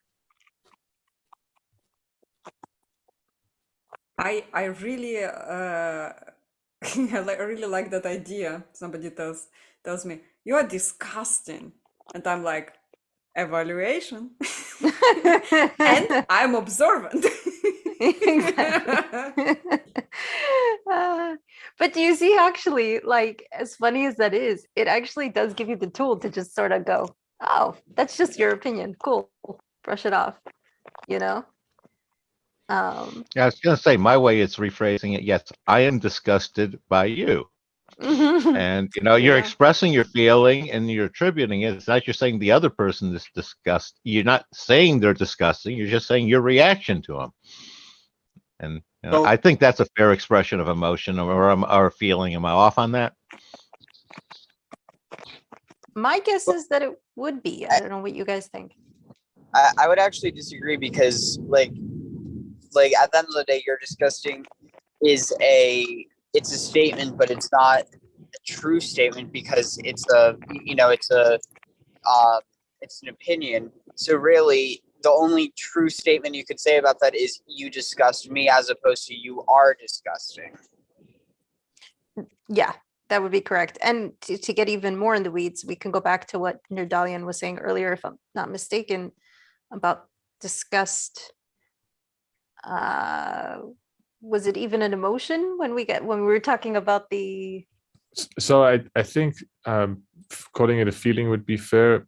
Banks would call it a somatosensory affect, not an emotional affect. So, but yeah, I think at the end of the day, the identification of the other person, disqualifies this as a self feeling.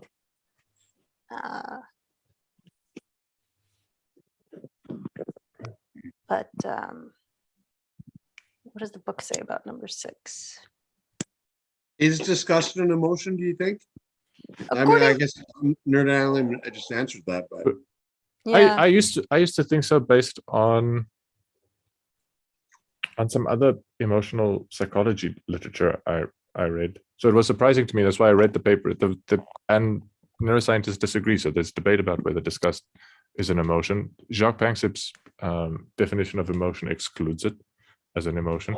Actually, I'm not sure if it would say somatosensory affect or homeostatic affect. But yeah, that's maybe a little more technical than is relevant here. Yeah, true. It is interesting though. Marshall B. Rosenberg doesn't consider it a feeling, interestingly enough. I stand corrected. He just doesn't think this phrasing is self-feeling. An expression of feeling might be I feel disgusted. So yeah, but I do think Nerdalliun, that's a very interesting discussion to be had, although not necessarily relevant now, the whole sensation of disgust. I kind of want to play with that sentence though. I want to paraphrase it in a way disgust would be a feeling. Okay. We're starting with you are. So, yeah, so hear me out, guys. Okay. You're gorgeous. That makes me feel disgusted about myself. No. Actually, that statement did make me think of Cara Nodrik, because I've never heard her say the words "you're disgusting" to anyone, but I have often go, "Yeah." I would just show it with my entire being. Yeah, you embody it. Yeah. You don't even have to express it, yeah. Yeah, it's nonviolent communication, but I can do it with like body language. It's your psychic bewilderment. Non-violent body language. We don't use our fists. We just use everything else. So that thing, like and like for some people, it's actually pretty nice. They were like, "Oh, what does that mean?" Like it's perceived, not like. Well, because it's perceived authentically, because it's like a visceral response. Humorously. Humorously. Yeah. This is why I at this point in my interactions online is primarily with camera, because I'm so the nonverbal is so important.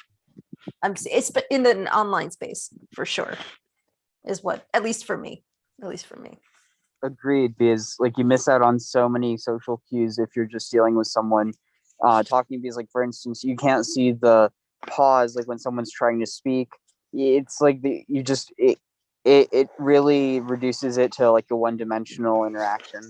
well, or maybe like 2 Mhm. or 3-dimensional, as opposed to like if you're just texting someone, then that's very 1-dimensional, as opposed to talking with them, like, voice to voice, and then you have face to face. Yeah. You can do it in video audio only. You just sort of like play it up. You go like, I am talking now. Pause. And makes it really obvious. It just takes a lot of time.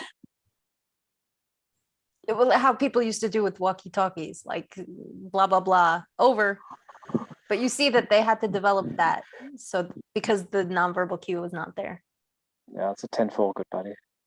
And then we all started using Discord, and It got worse. but that's why I can't do voice chat. Like I just don't have the ability to, without those nonverbals. I don't have the ability to not interrupt, to know, like it's chaos for me. So whereas here I can see people are nodding, I can see, somebody raises an eyebrow, somebody smiles. It's like, oh, okay, this is information I need. Taking it out does not help me at all. It doesn't, yeah. My apology. Oh, that's fine, Graham. If you're more, well, this is Kara's stream, so she can tell you what she's comfortable with. But you've been a delight. I have streamed with Graham before and Ariel,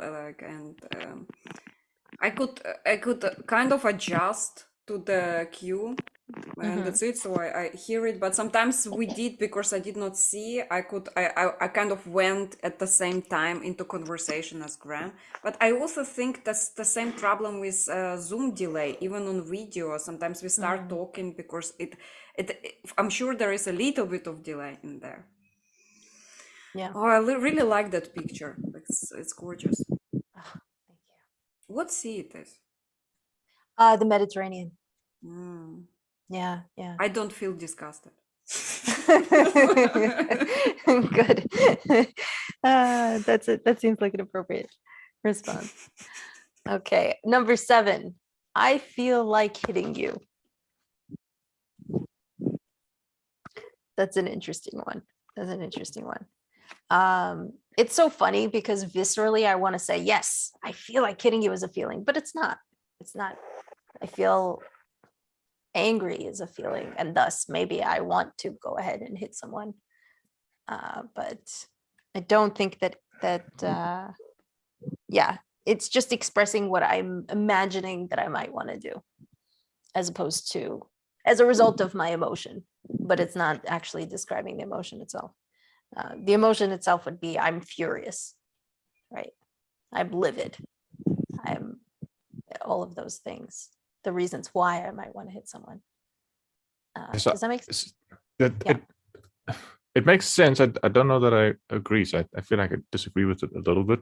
And it relates to Graham's earlier question of means to correlate whether we're using words the same way. And I actually think most of the emotions have characteristic impulses and urges that go with them. And those impulses and urges really viscerally have a feel to them. Like if you're really angry at someone, you can like your hands clench up, the strangle and you're like impulse. you can really viscerally feel yourself holding back a punch. And so I do think that's a kind of feeling. So that could be as a matter of sensory feeling, wanting to punch.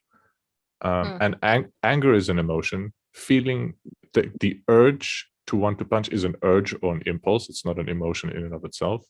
But the kinds of urges, there are characteristic urges that go with emotions. So I think the link can be quite tight. Interesting. But not perfect. But even the link between the pains and pleasures and relaxation or whatever in the body and emotion can also be quite tight, but not perfect.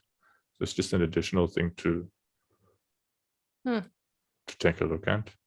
But it seems perfectly fine for me to call it a feeling. Urges and impulses feel like something.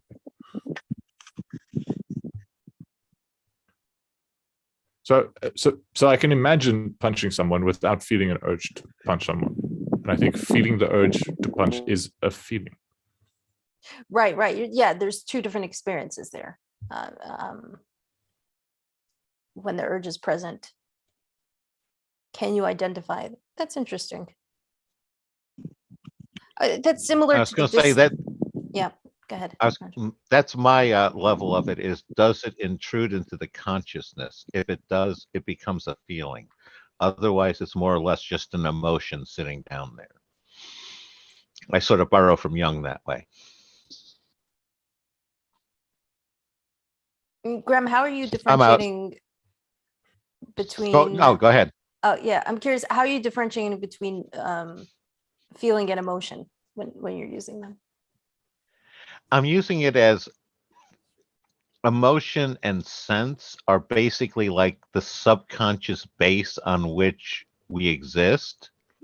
Those are inherently true. And when they intrude upon us in a conscious sense, when we like focus our consciousness on it, that's when it becomes a feeling or really like a sensation, when it intrudes upon our consciousness. Otherwise, it's just basically like the white noise background on which we exist. Does that make sense?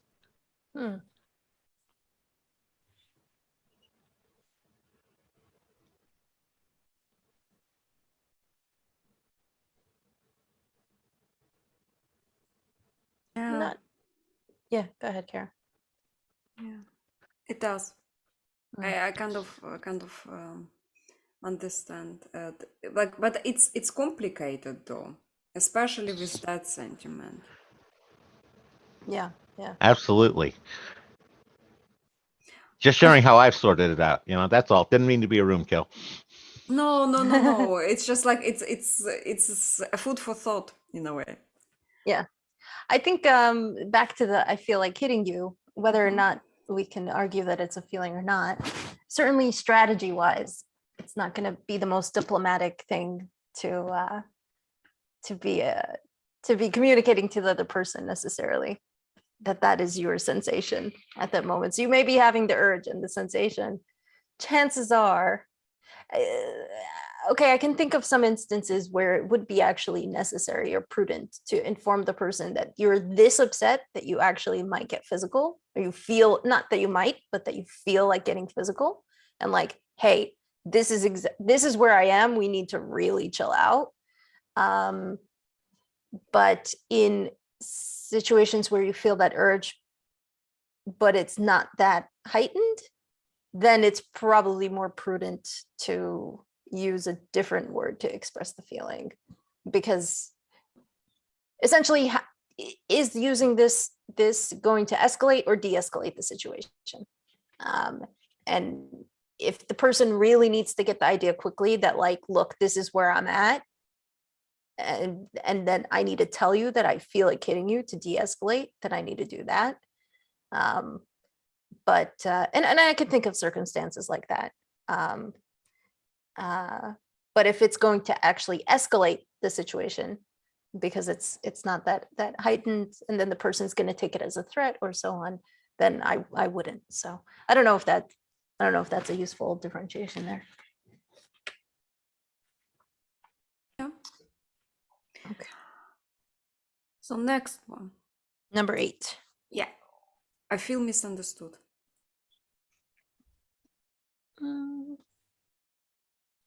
Is misunderstood a feeling?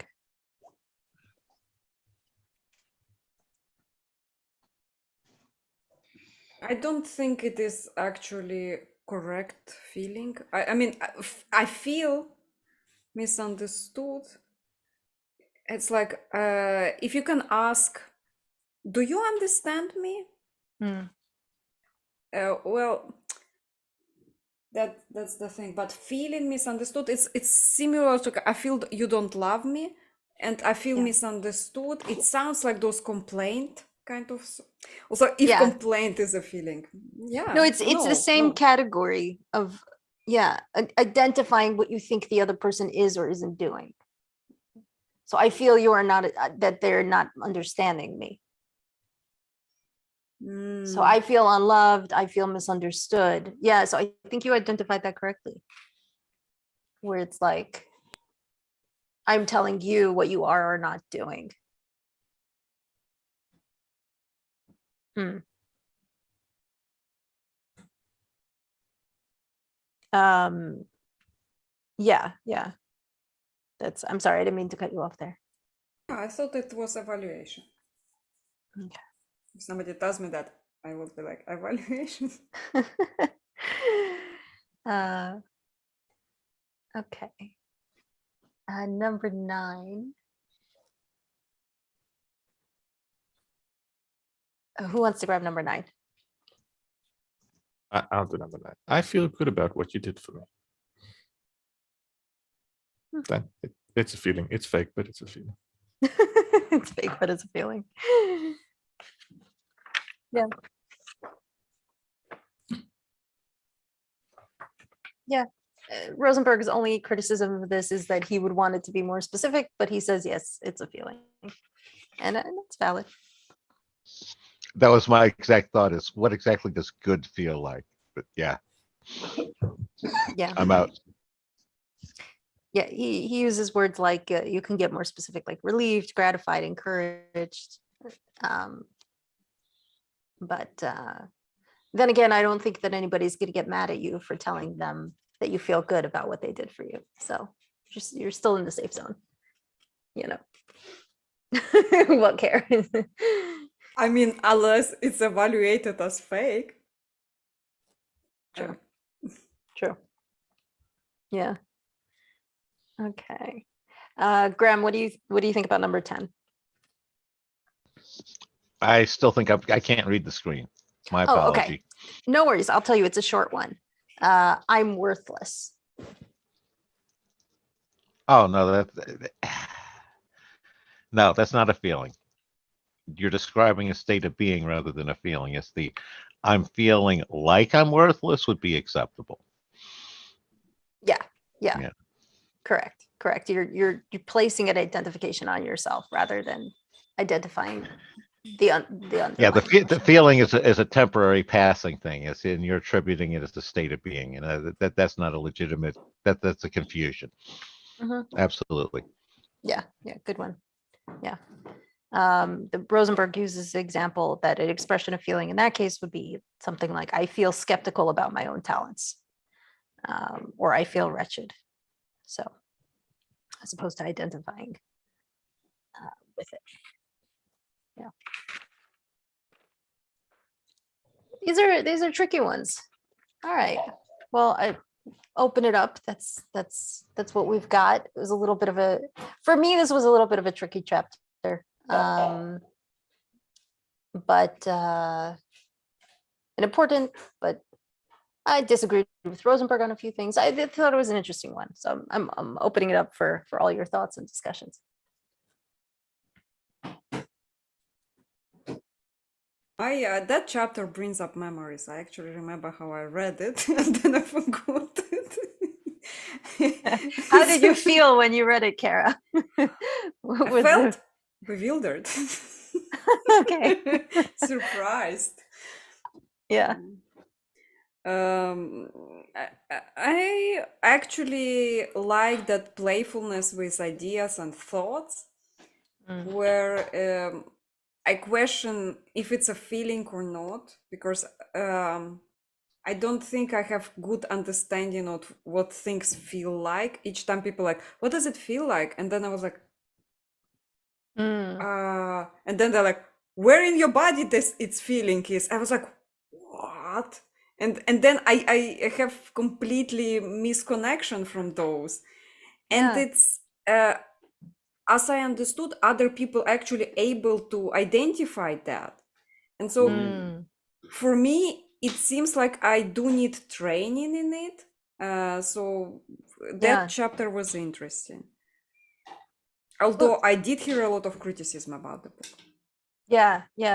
That's why I think my favorite part of the chapter was just the list of the feelings being met and not, because I was able to read those words and sort of connect with them and then go, oh, this is what this feels like. This. The rest of the chapter to me was a little bit more tedious and a little more confusing, although useful. But I personally would have preferred to just sit and analyze the lists all day long and see how it feels, in my body, compare notes with other people about how that felt. I'm curious what other people think. So I really, and I mentioned this before, so I'll reiterate what I was saying.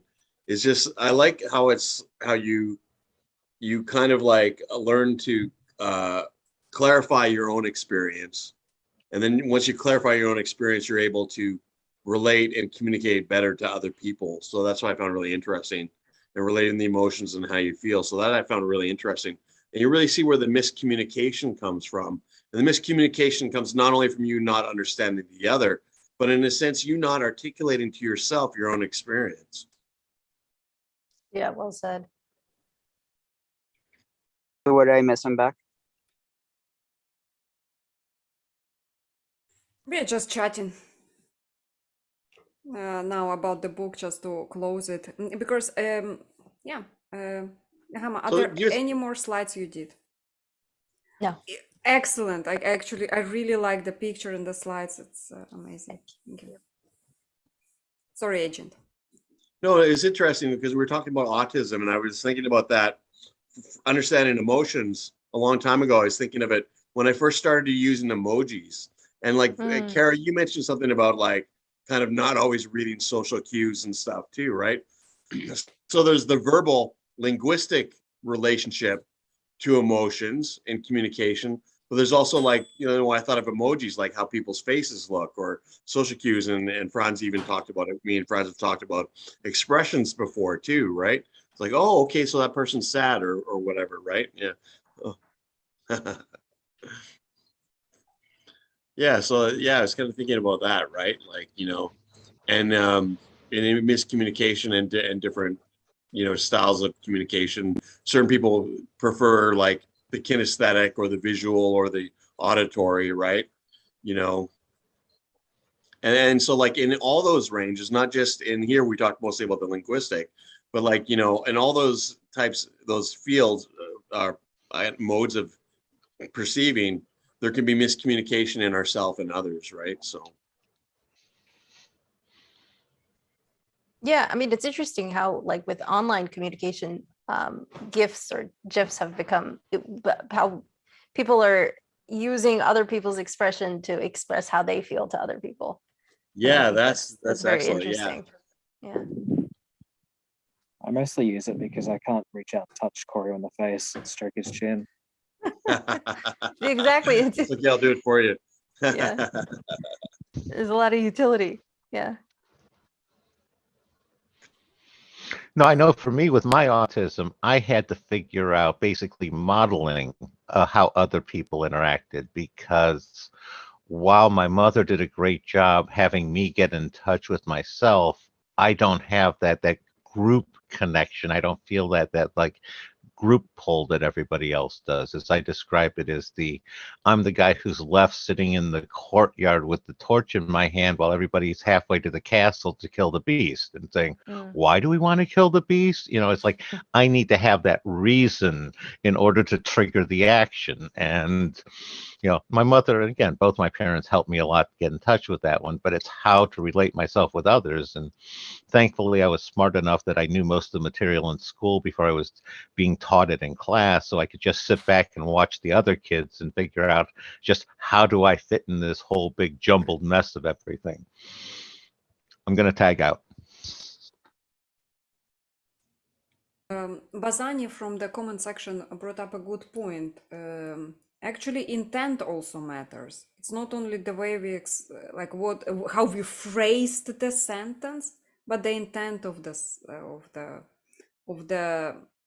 of what we are trying to communicate. So, as part of nonviolent communication, even if we phrase it wrongly, but we mean it in a way, and also we pay attention to what another person can take. Like, I can make violent jokes, but I know that my intent is to make a joke, and that matters. And also, this is assuming that people are being honest actors. Franz kind of touched on this earlier when he was talking about expression of emotion, like, the crocodile tears, for example. Yeah. And so in nonviolent communication, Rosenberg divides statements up into either an observation or an expression of feeling or a statement of need or a request.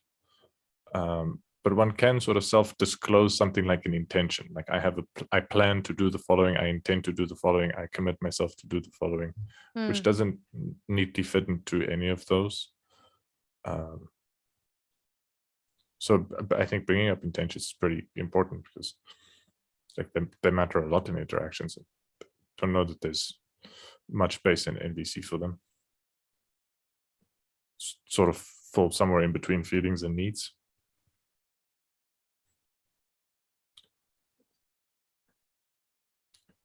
I guess promises are like similarly not represented. I was going to say an important aspect that I notice is, intent helps you set expectations, which then helps you set the basis as to whether you're satisfied or not. Because if you have no expectation, you can be satisfied with something. And if you went in with a high like a movie, if you had no expectation, you can be satisfied with it. But if you had high expectation, that same movie might be disappointing to you, all based off of your expectation going in. That correlate with any of this at all? Tag out.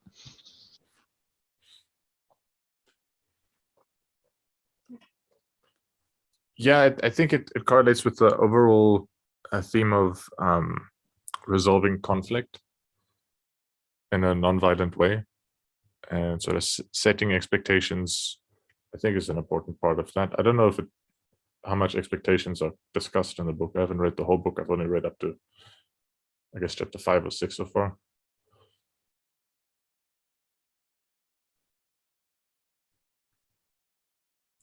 But yeah, so giving people misleading expectations can be very problematic for conflict situations, and clarifying expectations can help avoid conflicting situations where people get angry at each other because they didn't clarify expectations, so people expected things they shouldn't have maybe, or were surprised by things that they should have expected.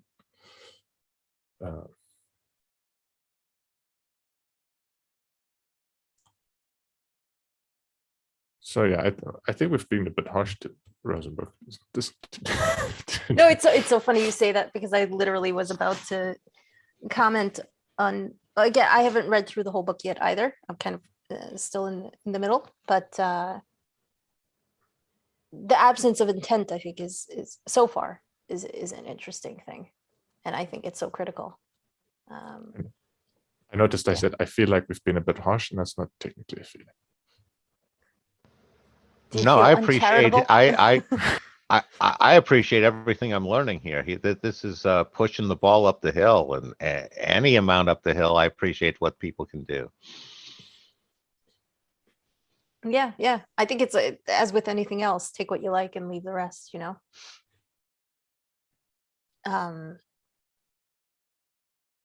it's all very, very interesting stuff. Like I said last week, a lot of some of the stuff that Rosenberg talks about is stuff that overlaps with some things that I learned previously. Some of it is new.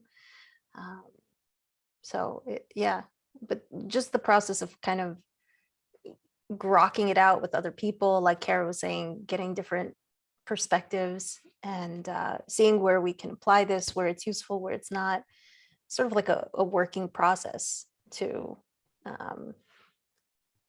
maybe get more tools from each other, get more tools from the book, hone whatever, sharpen some of our already existing tools and stuff, because that's always a good thing. Yeah, for me, if there's always at least one or two practical things that I get excited about or that I can use, it's like, okay, well, this is good. I like to play around and experiment like that. So go ahead, Kara. I just wanted to bring the meeting to a close and to thank Nechama and everybody who participated and actually kind of brought the new fresh perspective that I could not see. And so yeah, guys, check out all of my guests are tagged, So you can subscribe to all the YouTube channels out there and check out all the videos and work. And bye. See you in the next chapter. Thank you so much, Take care. guys. It was good